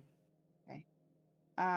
They like to hover around these mineral deposits because the way it conducts the electricity and the lightning that they feed on, sort of, or at least create, they enjoy collecting around these. They harness the stormlight from the gemstones. Is there more than one? You only see one right now.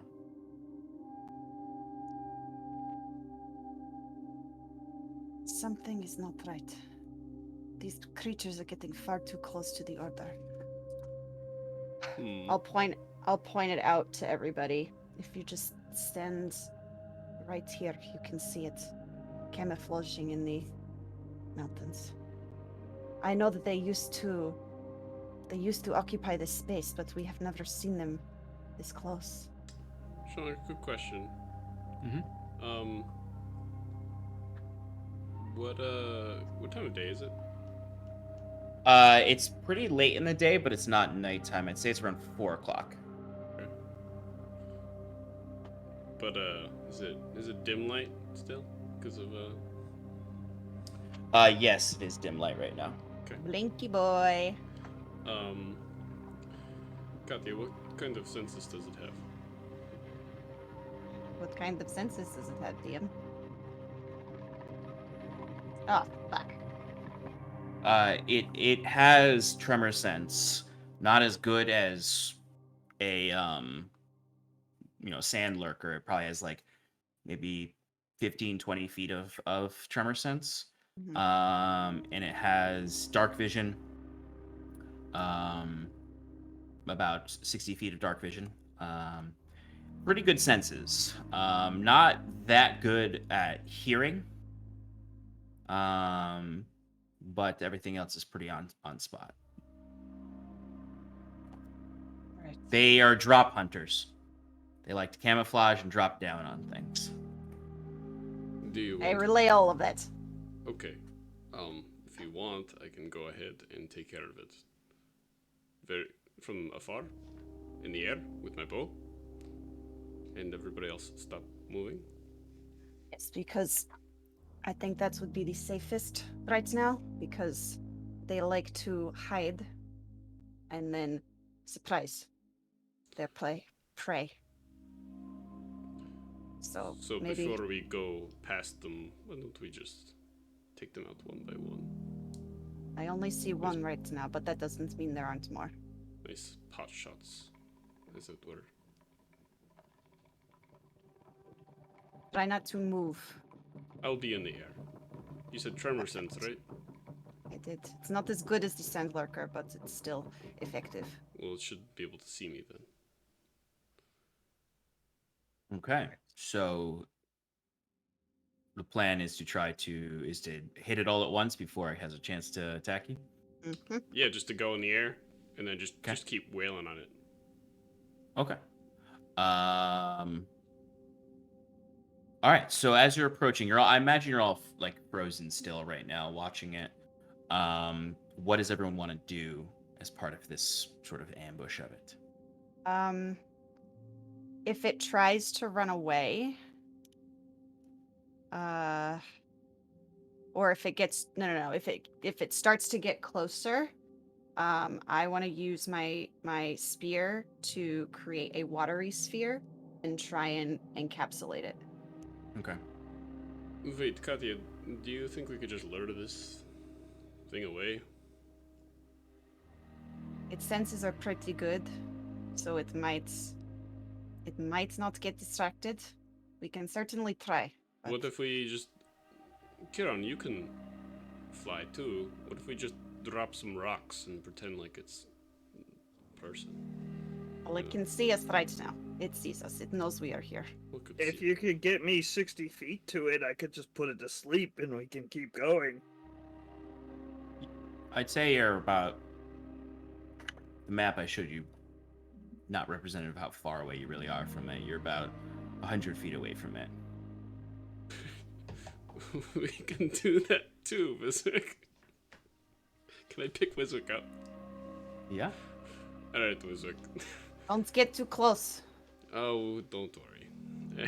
I put him on my shoulders and I go, huh? Cream cheese. So you levitate up with Wiswick on your shoulders? Yeah. Okay. How close do you want to get to it? 90 feet is the range of sleep. I was gonna use 60 feet, the range of eye bite.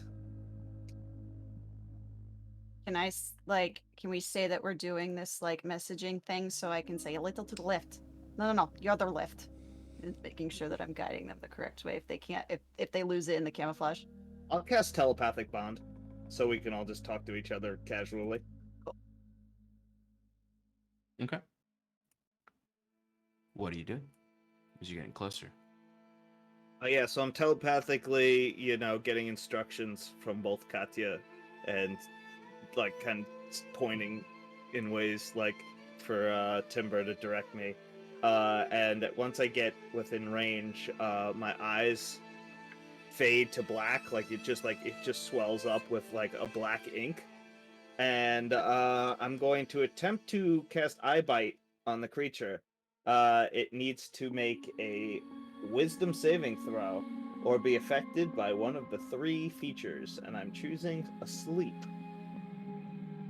Okay, I would say as you get closer to it, I will say you do get in range and you can get the spell off, but it does start to scurry away when you get closer down into the ravine. Like it's essentially We're sees floating. you coming. We're floating. It can see normally. It doesn't. It's not just tremor Oh, sense. okay. Yeah. It has dark vision. Okay. 60 feet. But that being said, you can still cast the spell. It is essentially trying to scurry away to hide again to try to ambush you further, but It's moving. It's moving. DC 18 Wisdom saving throw. ooh, it is quite neutral with the wisdom. Yeah, it rolled a 10. Excellent. Night. It is now unconscious. It wakes up if it takes any damage, or if another creature uses its action to shake it awake. And how long does that last? A minute. So we need to go now. Yeah, Let's go. I imagine you have to move fast. Let's So, go. you all see the body of the thing just collapse. Like it just like falls off of the rock side. It just rolls down and then splat down, sleeping in the middle of the ravine. Is it? Is it- Yep. Yeah. Nope. damage? Nope. Yeah. No, this is a flavor description because it's not Oh, going to okay. be clinging to the wall to sleep. That'd be kind of fun. Well, if it was clinging to the wall, wouldn't it fall and just take the fall damage and die? I'm trying to help you. Yeah. Shush. I'm trying to help you here. If you don't want it, No. We're good. We're good. Keep going. Keep going. Wiswick, shut up. it's kind of like in motion too. Like it's crawling down to try to fit into a kind of like a cave or something to hide again, and you see it just sort of almost do a flip and fall, and this thing's pretty massive too. As you're walking past it, maneuvering the carts around it, as you just hear it like I'm keeping my ears out for more. you pass by it. You get a certain number of feet distance away from it before the spell wears off. And I imagine you're keeping an eye on your heel the entire time that you're moving Yes. up this way. Give me perception checks again.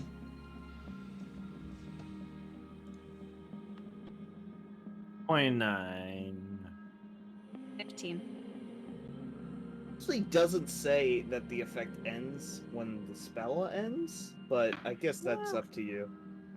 No, it's usually Because the concentration is to maintain the eye thing, and I can cast a spell on multiple targets over the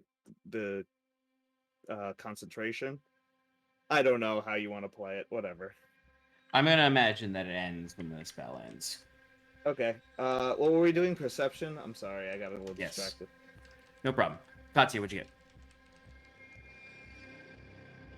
Oh no, Shannon's frozen.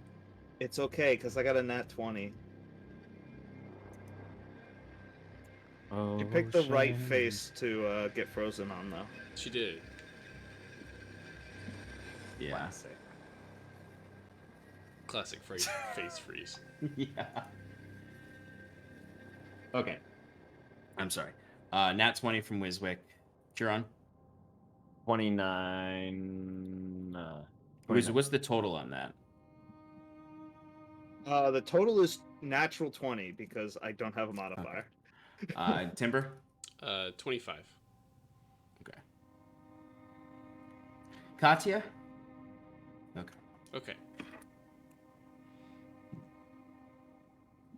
All right. So as you're moving through, I would say you don't notice any more of them stalking you, but you would occasionally notice some hiding amongst the rocks. Some smaller ones that are attached. You see maybe some pups that are just sort of crawling about, not quite savvy enough yet to avoid you. As you get to a certain point when there doesn't seem to be a danger of them anymore, as you kind of cross a corner and look, and beyond is just these massive walls of there it goes. Better? Perfect. There you go. What'll happen? Okay. So while you do notice some of them are up in the rocks, like I said, they aren't approaching you. There seems to be smaller ones beyond that seem to be a larger one that was out hunting. But I said you bend a certain corner, and as that waterfall sound gets louder and louder, you feel safer and safer as you now enter into a space where there's kind of this large round area where there's kind of these pools have collected much higher, and there are huge pools of water that retain in this upper elevation and then bleed down into that ravine that you passed. The waterfall is essentially the entire wall of this space, about 100 feet up, all barreling down as you approach what now are carved steps that lead up to the Leviathrok Order. Sean, from what I've seen so far, and like you talking about how it used to be like a port city, just from looking at like the sediments in the rocks, is there any way I could like defer an age from that, just from being a rock boy myself? Yeah, give me a nature check.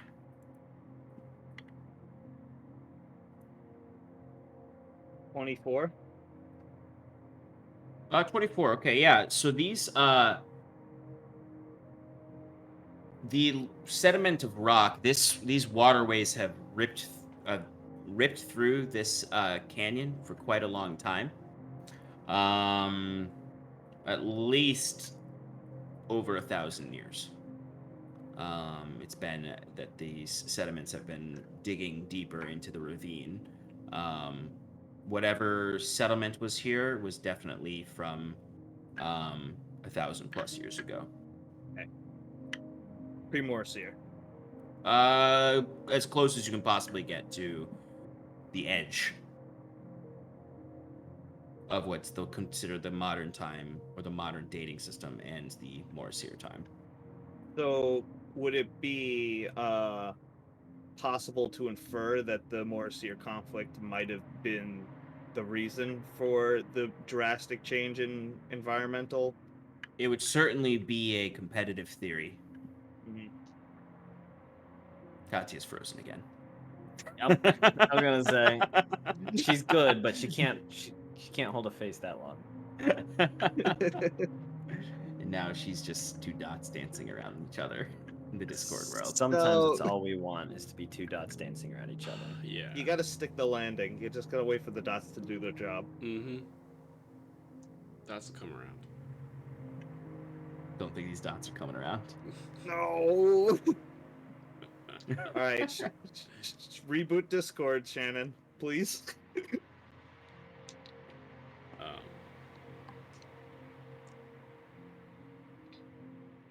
Did we maybe take a quick break? So we're Yeah, let's take a quick break. Good idea. All right, folks, we're going to go on a quick 3-minute break to try to figure out Shannon's internet situation. And when we get back, we will either be continuing or wrapping it up. So we'll see y'all in a little bit. Stick around.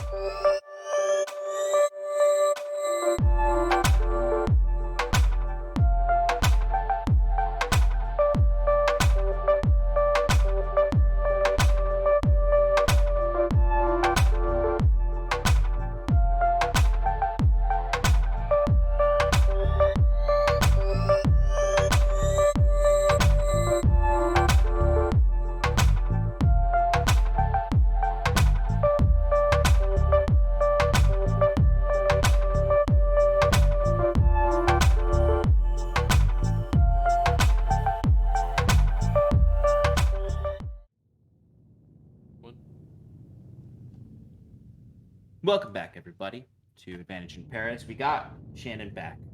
She's gone for a bit. Yay. Guess don't- who's back and she's I don't know better what's than going on. ever. It's Shannon this year. That's Katya. Shannon's here. Yes. There's here.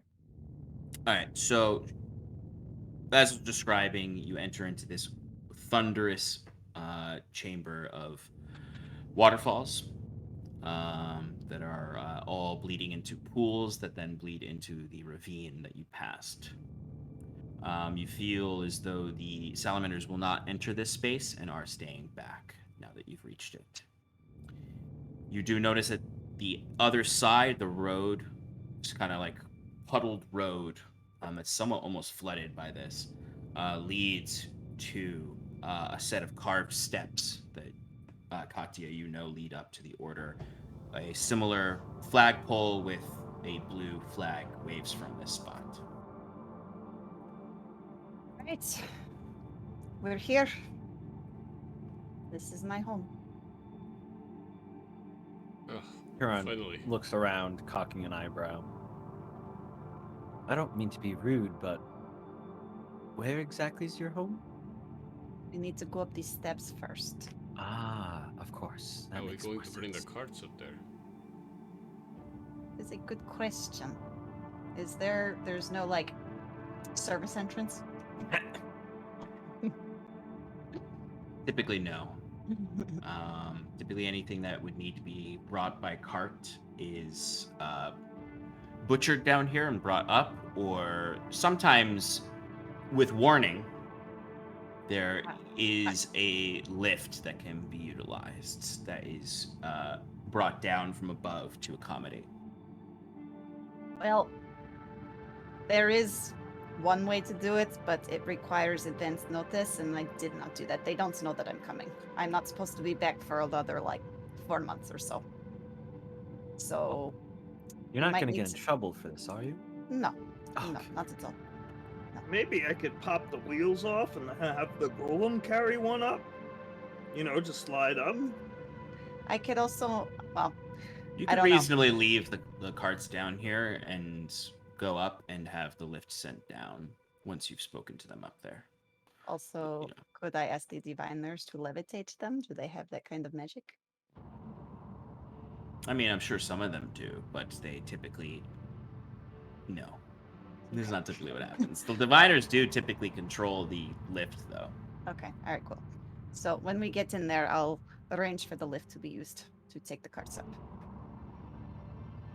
Telekinesis has a limit of 1,000 pounds.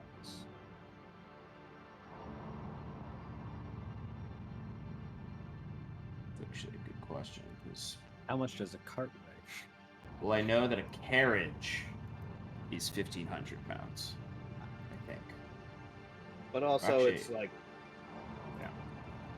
No, this is Actually- super telekinesis, so it's fine. It's a- Telekinesis Technically plus- speaking, Wiswick could lift one of them for 10 minutes, but not both. Can we get Because with these the are carriage? carriage level, because of how fancy they are. So they're 600 pounds each, and then there's also the horses. But you can lead the horses up. right. It's probably better just to leave Rosen and Guild down here with the They will be, horses. they will be safe here. Yes. Let's continue our way up. How Come long on, has it been bro. since telepathic link was cast? Not that long, because how long does it last? An hour? Da, da, da, da, da. Yep. Okay, yeah, it would still be up. Okay. Yeah, I'd just say, let us know if anything happens. Because it's up to 8 people, so I probably just did it to everyone. Yeah, Rosen and Gil would not. Oriel would volunteer to stay down with them to protect them with them in case anything moves closer. As Before you, sorry, ahead. Before we start heading up, despite saying that she would not get in trouble for being here early, she's not going to, but she's going to just take one last sip before we go in. okay. You take a sip of booze. as you all begin to ascend. You move up these steps. They're not. There's certain places where they're a bit steep, but for the most part, they're pretty comfortable to go up. There's just a lot of them. As you're ascending up, they kind of spiral into the continuing canyon and then move upward, somewhat separating from what you now can see as a river that's ripping through this cliffside. And you're getting higher and higher and higher up towards the actual top of the bluffs and the cliff sides. Kind of leading up an entire this whole spot is kind of like a pillar that sticks up a little bit higher than the surroundings, as eventually you get to a place where it flattens out a little bit.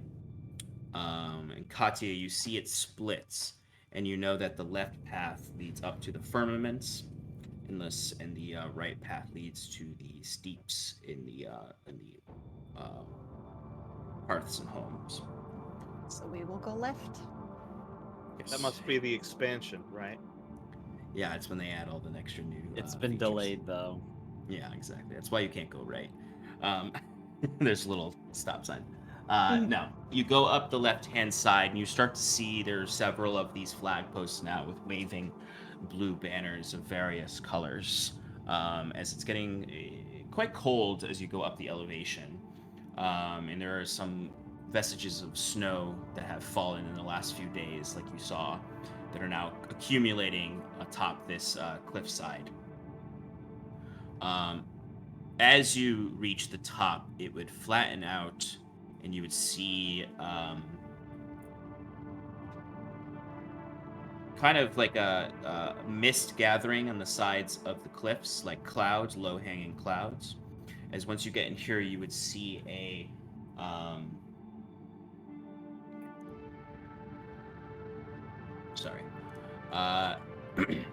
a tall tower above a stone structure, with a small fire burning at the tip of it. And you would see several beds of flowers growing on kind of mounds, it looks like. These blue flowers growing all over the place, like a field of them atop this bluff. And the road leads up to what looks like the proper monastery with the tower at its center. The stonework looks very, very old and large and well crafted. It reminds you, Curon, more of Elysian architecture than, say, Quintarchy architecture, or even some of the old Dragonborn architecture from Nephrodala. It's big. These were heavy stones moved very precisely to create this. There's like no one here as far as you can see. It feels empty and abandoned. But Katya, this is not unusual, because it is the time of year where there's barely anyone here. Once you get close to the monastery, you would see now, Katya, past the monastery to the right, in the gardens, by the about waist-high wall that kind of like encircles the edges of the sloop that leads out over the canyons. And as you're getting closer to this, you would all notice that this it's almost like the rock comes out to a point over the canyons below. So if you were to get close to the sides, you would be looking down towards the fields of glass and see it like an ocean out in front of you. And you can see this spike almost comes out more than the other parts of the mountain here that kind of descend lower. There's a natural land bridge that leads over to another bluff at the end, that has a few little houses on it. But Katya, you would see, sitting on the edge of the cliffs, amongst the garden. Small human man, painting, as he looks out over the veranda, the view. Okay. Is Cyrilo the exile? Hmm. Okay. I will turn to the group and say, "This is one of the leaders in the order. We must pay him respect. He's a good man. But just so you know, you are to refer to him as the Ardent Eye. The ardent. Ardent eye. Ardent Eye." All together now. Oh, Ardent eye. No. Wiswick's gonna mess it up. $10. Just wait What's here a up, Bob moment. Ross? And this is exactly why you're going to wait here for a moment, and I'm going to announce our arrival. And I will start walking over. I'm not trying to be quiet, or I'm trying to make myself known so that I don't scare him. Like, startle him. So, as you approach, the rest of you staying behind, you kind of have to walk through this tall field of wildflowers that come up to your waist. And you can see him there. And as you're approaching, you can see like the painting is not the landscape. And as you get closer, the painting is a train of carts and riders on horses, led by you. It would appear you knew I was coming, ardent I? It is rare for a kobold hunter to return so soon, I know. but I have seen it. And here you are. Here I am. And I have a reason. I believe so for a kobold hunter to come with such guests. Yes. What brings you home, Katya? These travelers that I brought with me, they are, as they call it, the chosen ones of Ilyuvania, another goddess. And they are seeking. The Oasis. Yes, the Oasis. You saw that too, I assume? No. Oh, But I know the other name for this Ilyuvania. oh, Iladra. Iladra. The temple. The temple, the Oasis, is devoted to Iladra.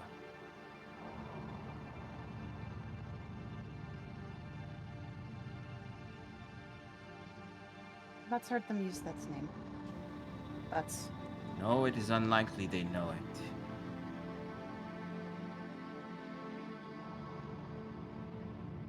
Even the Elysian would likely not know it.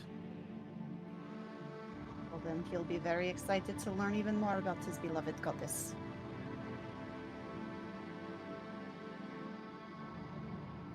You see he kind of like does like some last like detail works on the painting. Then he kind of takes it off the easel and he turns around to you now, and you can see like he's in those simple farmer's clothes the diviners wear.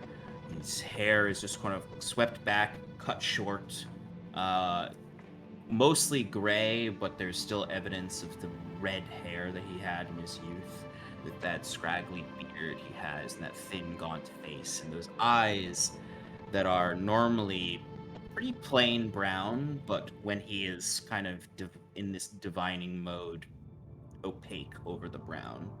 Almost like a reflection of light is in his eyes. And he just smiles at you and kind of walks closer to you and hands you the painting and says, I think it's some of my finest work. I would say so.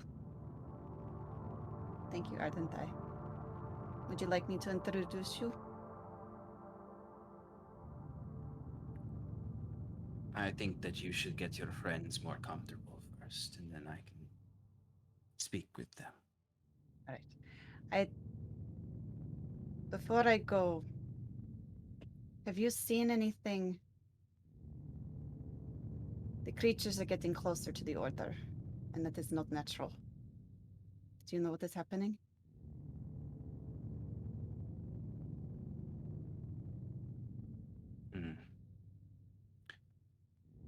I am uncertain.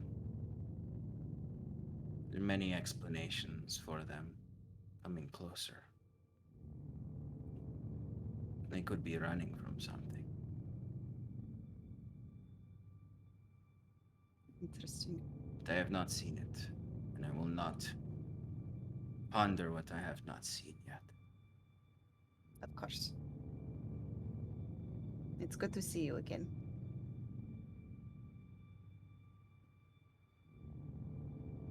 And Kala is here. And She is. Farthiel. They're both here at the same time. Yes. Is there something wrong? You should go to the steeps to find them. Bring your friends to the Firmament Temple. Helena is there and she will welcome them. All right. There's nothing you can tell me? It is not my place. Understood. I'll do the hand over heart and then walk back to my friends. When you come back, you'll see that or when I come back, you'll see that she's concerned. She's looking concerned and trying to like figure something out, but as soon as she's close enough, it disappears. So, the Ardent Eye will meet with you later. He has asked me to bring you inside to, we call this the firmament. And we will meet the Ardent Hunter, who is the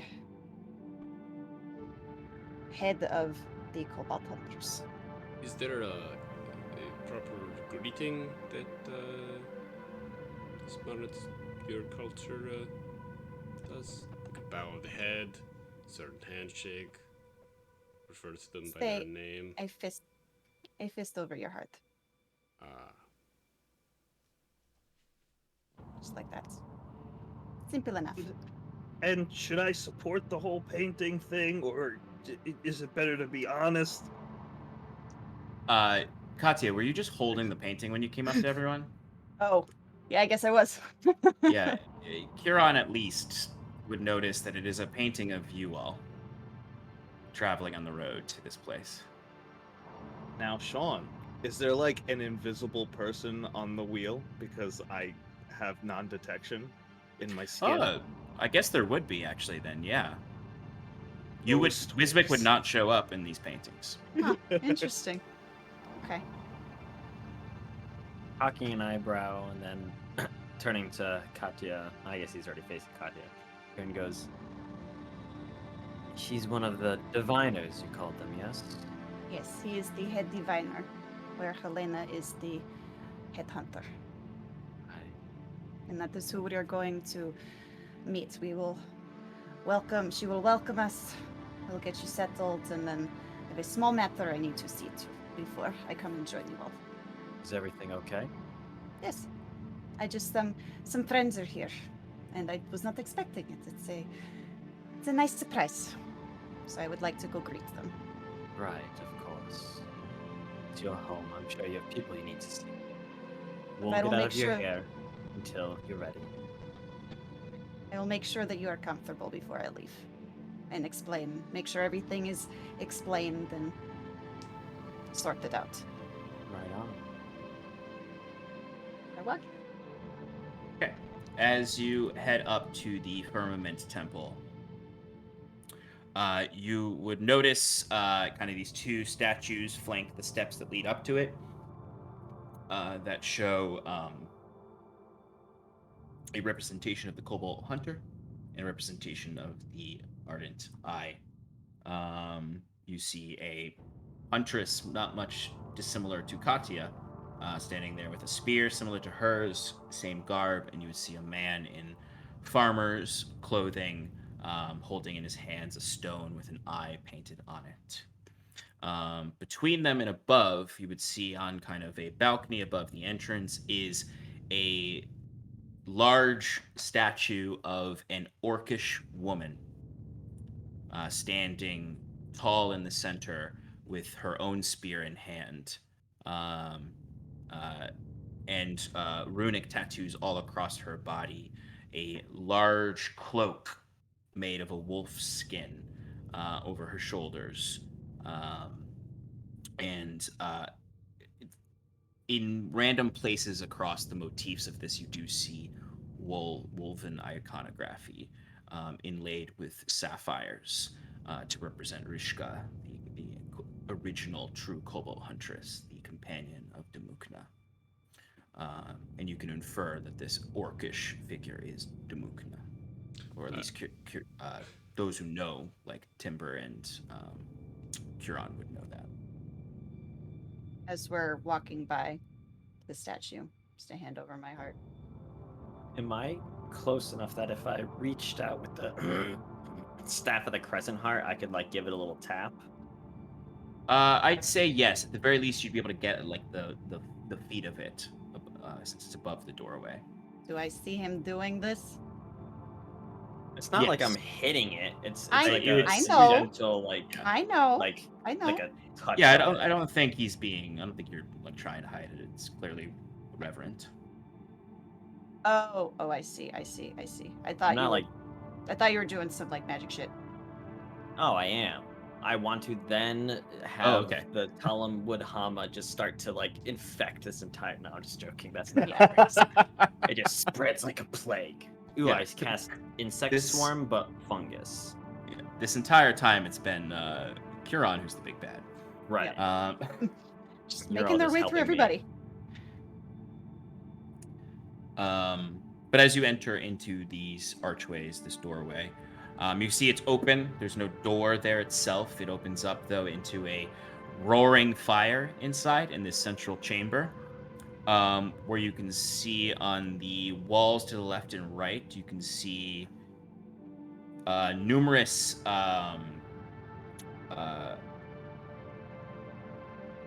tokens of creatures that the Order has hunted. They don't keep like taxidermied heads or full skulls, but every hunt there is a token brought back: a tooth, a claw, a large bone. Typically, a bone is what is brought back.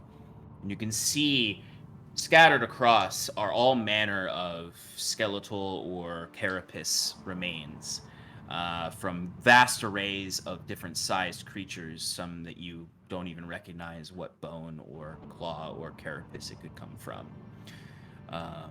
Going all the way up, it seems, from this very tall vestibule area that then leads into a great hall with several tables established like a feasting hall, with there's no dais or anything though for like the masters of this temple. They simply eat with the other monks and clerics. It is here though, Katya, that you would see some scattered diviners and even some scattered kobold hunters stoically eating, somewhat separately away, not necessarily mingling. It has a dour expression to it, but you would see sitting with some of them is the very clear visage of the ardent hunter Helena Talizan. You would see a drow woman who looks ancient. For an elf, she looks extremely old. She has wrinkled skin, so much so that like her eyes are almost hidden under the weight of her brow. But she has this warm smile on her face as the wrinkles spread across her dusky purple skin, with her hair held back in innumerous braids, much like Curon's, going down her back, as she uses her once hunting spear now as a walking stick.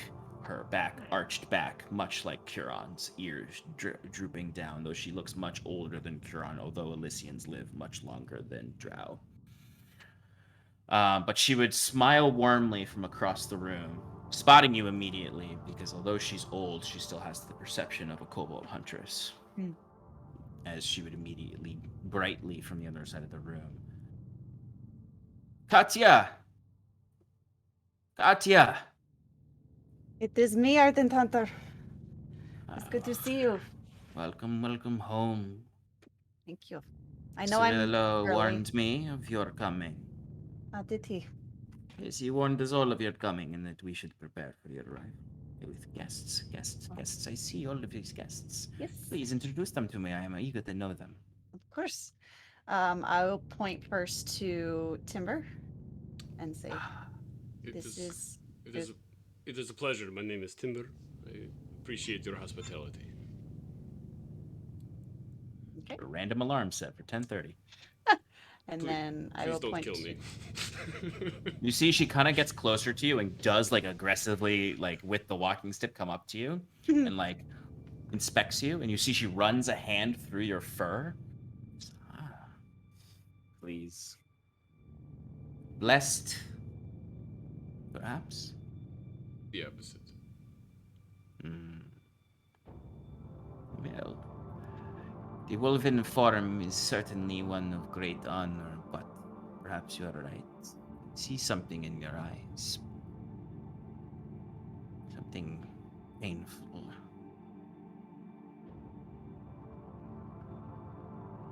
But And I this will get is to know your Wiswick. story in time. Wiswick, and she kind As of soon because as, even though she as soon as she moves on, Timber just takes the flask out. It's just like, yeah, sorry. even though she's old, like Huron and Katya, she's very tall and of course a drow, but she already kind of crooked over, then bends over down to get much closer to Wiswick and kind of looks at him up and down. I take my hat off and I just give her a common greeting and just say, "Hello, I'm Wiswick Bilgru Farlight Yellen Gentry Pedri Netherrock, champion of magics, blessed by Yvanya. You know, the list goes on and on. She Pleasure to meet your acquaintance." She finds you immediately charming. Yeah. And lets out a loud cackle of a laugh. And she almost like slaps her knee as you say your full name. And just sort of like lifts her brow much more to see you, as you can see those feline eyes that drow have under there with the bright amber similar to Katya's. A pleasure to meet you, Mr. Netherrock. I hope that you don't hold any distrust for Katya here, or myself. Folk from the Underdark sometimes don't like our kind. I trust if you've been traveling with Katya that you are a bit more open-minded. It didn't start that way. Huron definitely laughs under his breath. Wiswick says, "For good reason, but I've been on the surface world for a while now, and I've learned to keep a more open mind about these sorts of things." It is not the impression I got when you first met me, so I would appreciate it if you used a little more honesty. Hey, I'm working on it, alright? Huron snickers a little loud. Oh. And then turning to Kiran, I will say, and this is Kiran Isilastana. Sure, and we'll do the. So, I like to imagine that as he takes his hand away from the staff, it's just standing upright for him, and he does that, and then he does a bow, reminiscent of one that like Cal might have done. Mhm. A deep one, and then raises back, and he goes, "It's an honor to meet you, ardent huntress." And you see she, because she kind of lifts her hands to greet you as well, and you can see like as the shawl she's wearing comes down, like innumerable runic tattoos in white inks all up her arms, and across her body. You can even see some that come up the neck and some beneath the eyes. She's like Katya has runic tattoos, but she is littered with them. And she gives one last kind of snickering glance over at Wiswick before coming up close to you, Curon. And you see she does the same respectful hand over the heart, but then she does a step further and gives you a deeper greeting where she then takes the hand and puts it over your heart. Aaron puts his hand over her hand and is like, "Oh." Copy her, copy her. He then reaches out and does the same. It's tense and awkward. And As and most exchanges with Kieran. and she bursts out laughing at your awkwardness, and sort of like taps her spear on the ground with this voracious laugh. Do not feel uncomfortable or awkward. We're here to share hearth and story and home. No prejudices here, only sharing in the joy of eternity and serenity. For we must know all peoples.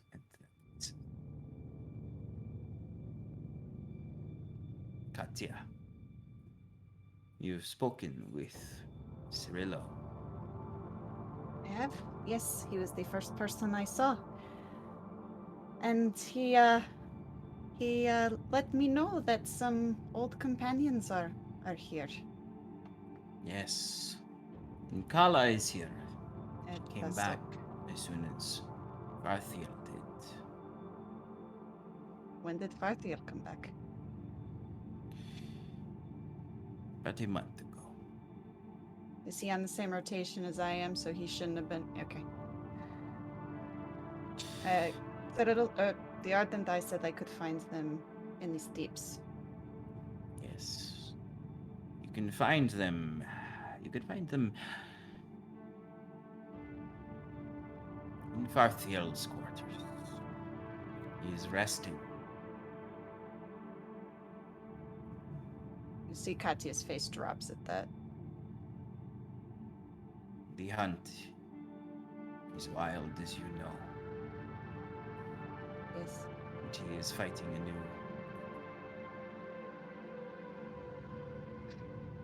Alright. Would you mind if I go to him and leave my companions to get settled?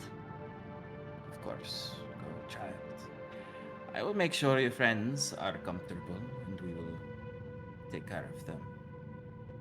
I'll do the hard thing much less awkwardly than Kieran did. Yeah, it's more fluid when the two of you do it. Yeah. Thank you, Ardent Panther. And I'll turn to my companions and say, "I shouldn't be long. It's an old friend. I know we have a contract to fulfill. So I will not be long." Take your time. We'll be here in good company. Could we also see about maybe getting our carts up? Oh yes, Ardent Panther. Can we have the lift? Can we use the lift? We have And you carts. see she goes from this very serious look that she gave you in that moment to back to her jovial kind of smile. And the diviners are already on it. Like I said, Yard and I saw you coming. Though he still saw it fit to make you walk up these steps, He might be a very serious old fool, but he does know how to do a joke with the He kobold absolutely hunters. does. At this. So then with the final step back, Katsuya will do hand over heart to everybody, and then she'll turn around and start walking. And as soon as she's out of eye shot of everybody, runs to the steeps. Before we cut to that, you see the Ardent Hunter once again bows and leans over to talk to Wiswick. And what do Swiftneblin eat? We will prepare a dinner for all of you, but what do you all enjoy? What do Swiftneblin eat? Rabbit. Well, He eats rabbit. I know that rabbit's much. not bad. I could go for some rabbit. Rabbit? You've got rabbit. What do Elysians eat? These nuts. Wow. Wow. How dare you disrespect the Ardent Hunter? You come back up and you see Timber hanging from the side of the Yeah, I heard it. the edge. Clock you right in the face. Sorry, couldn't help Good myself. God. If you have a vegetarian option, I'm sure that'll do just nicely. Of course. We accommodate all here. And you, big wolf boy. I think you'd like some meat. Yeah, I guess I would. I very much would. And do you prefer it raw or would you like a light sear on it? What do you like? Timber's like biting his lips. like Maybe or, like, maybe we Simon's do a lips. light sear for that if you don't mind. Oh, the vegetarian knows how to cook. I'm usually the cook, but he does.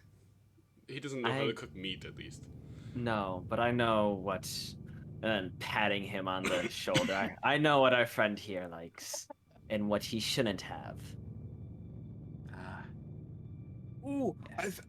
I would in Kerdolan. I once invented a snack called ice cream. I don't know if you've heard of that, but it's got pretty popular up there. Oh, perhaps you can teach me how to make it. Come to the kitchen. What a callback. I come to the kitchen.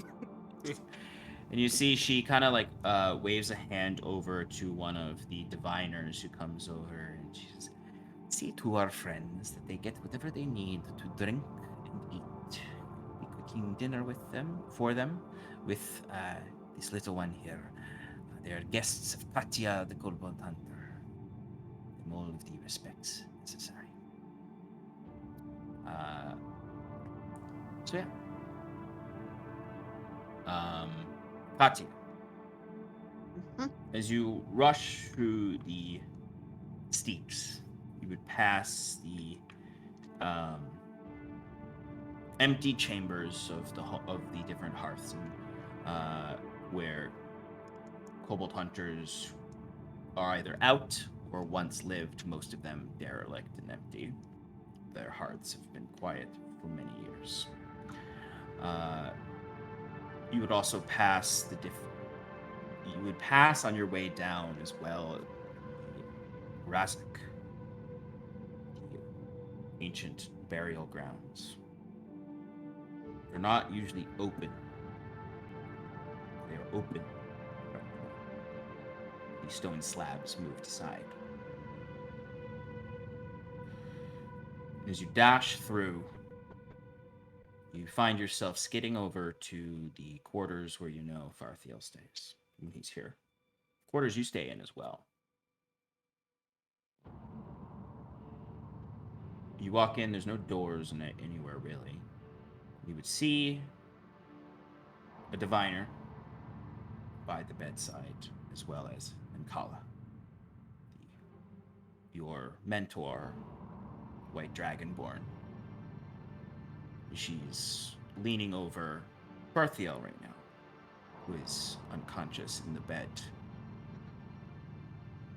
covered in soiled wrappings, stained with his blood all over. Still, he's been here for a month, and there's still blood on you. Kala would look up and see you.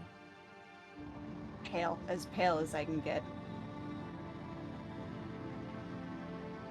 She doesn't say anything. She just looks past all of this to you. What's happened? Why is he like this?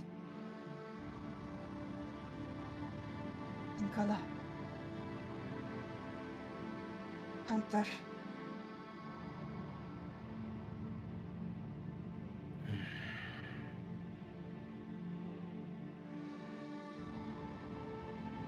I'll move The hunt closer. took him. What do you mean took him? He's not. I immediately go over to his bedside. Is he breathing? Hoarsely. Just very barely bringing in a breath here and there. Did this to him?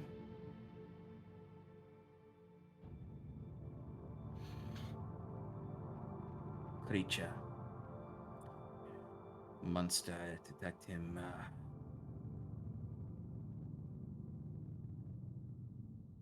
in the fields.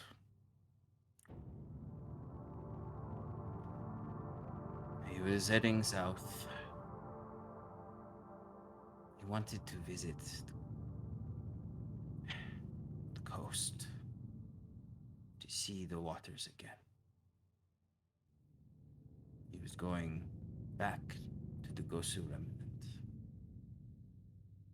You know it has been long since he's been home. He was on rotation. We go where we go to see all places and their peoples. He went to go see his home, but he never made it. Did you find him? How did he get back? Crawled. Has he said anything? Does he know? Do you know what attacked him? Have you looked at and stuttering, she'll like lift up a wrapping and see if she can identify the wounds.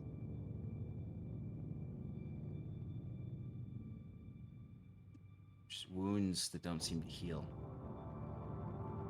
They look fresh.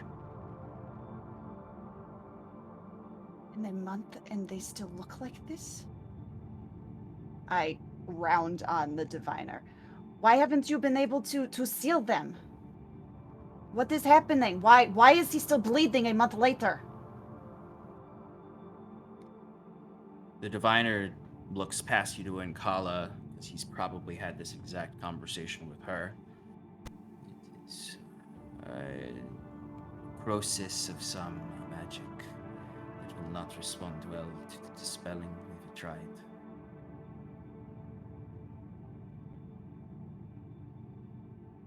There has to be something we can do.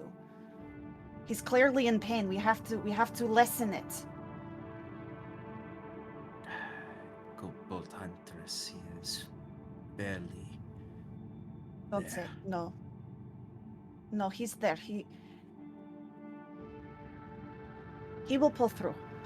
The diviner reaches his hand out to the brow of Farthiel, the half-orc. And you can see, like, even he has wrappings on his face as well, covering one eye entirely. Puts a hand on his forehead. No. You've seen it. What do you mean no? You've seen what? This is his last hunt. No. No, it can't be. It can't be his last hunt. We are all destined for the great hunt beyond. It's not his time. We have seen it. And by we, do you mean Citadel? Yard and I.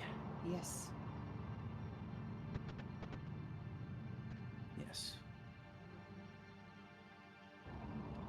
No. There has to be another way.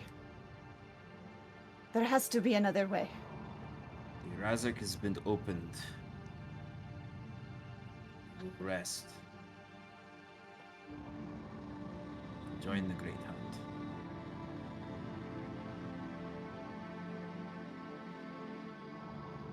How long? How long? A couple days or a week. The vision is clear, it will happen.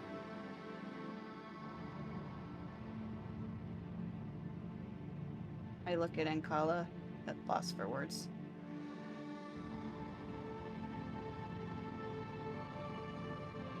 She doesn't seem to look at you.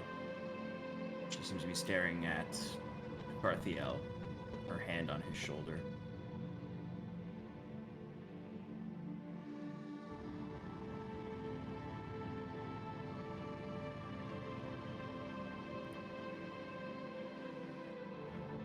Katya, this is what happens. We all knew the risks when we took this title. But he was one of the best.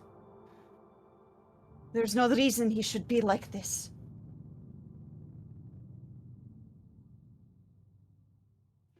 We all say the same thing when someone is hurt in the hunt. We are all the best until we are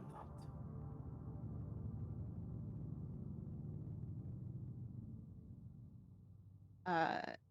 I'll lean down, or I'll kneel down next to his bedside and take his hand in both of mine. I don't know if you can hear me, but if you can, I need you. I need you to be a fool again, to distract. It is not your time. Don't go. Carl will let you wait there for a little while before she will come around and lift you up and begin to lead you out.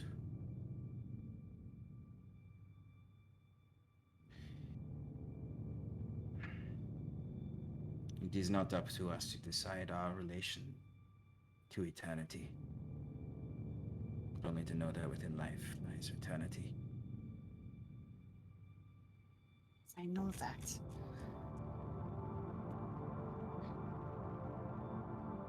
This does not make any sense, Ankala.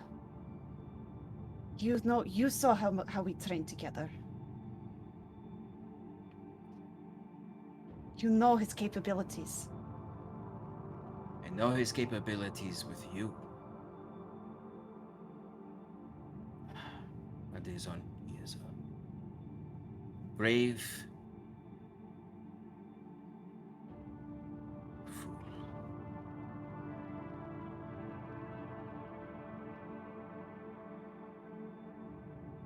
Come. Eat. We will honor him as we honor all who go to join the Great Spirit and the Great Hunt. I don't want to do that until he's actually gone.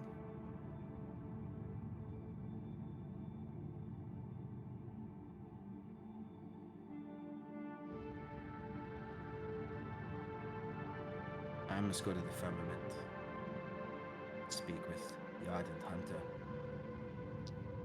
I should not be here. What do you mean you should not be here? This is your home. I should be out there, like you should be out there. I have a reason, I promise. I'm sure. Take your time. They'll see you in the feasting hall. I should leave you with one last kind of nod and a salutation. As you're on the outside of the quarters by the side of the cliff. the railings there, looking down, you can see some of the waters leading down into the waterfalls below.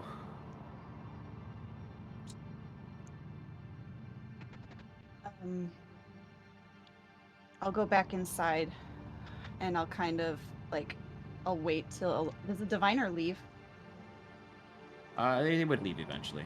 Okay, so I'll wait until he leaves, and then I'll think about what Kieran had said about communing with my goddess,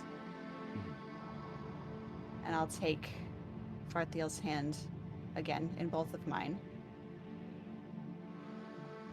And I'll close my eyes, and I will attempt to reach my energy out to Demukna, and I'll say,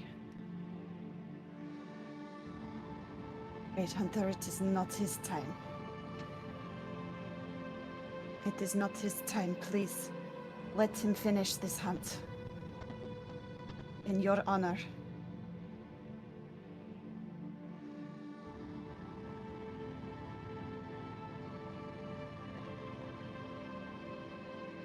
The room is frustratingly quiet.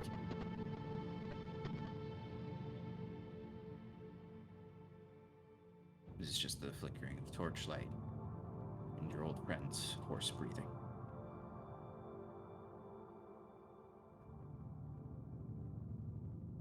I will stay there as long as I can. If I don't get a response in like an hour, within an hour. Yeah, no, you would not see any kind of response.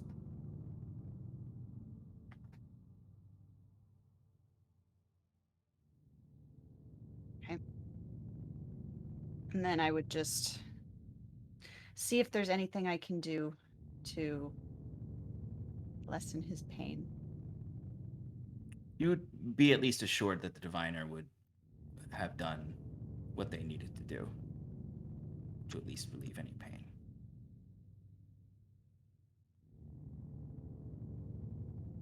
Hunters have come back before in crippling shape.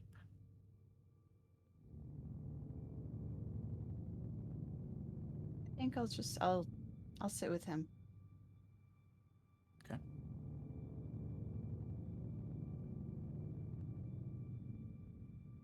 So, as you sit with your old friend Farthio, as he struggles to breathe, returned home to Leviathrok Order. Somewhat rude arrival. The rest of you are up in the feasting hall, where they've brought you. Yeah, it's quite. I mean, it's cheerful, but like the people there are pretty stoic, but they're cheerful when they talk to you and when they bring you food and drink. They are interested in you as outsiders, but also as guests, and they may ask you questions. And the ardent huntress,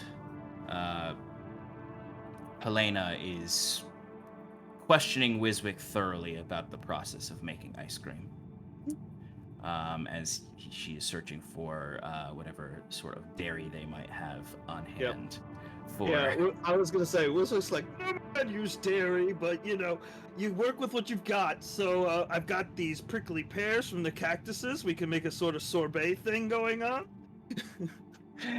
And in that process, somehow, Wiswick and Helena Talizan, the ardent hunter, head of the kobold hunters, make sorbet together, bridging cultural divides. But I think that's where we'll end as we approach 11 o'clock.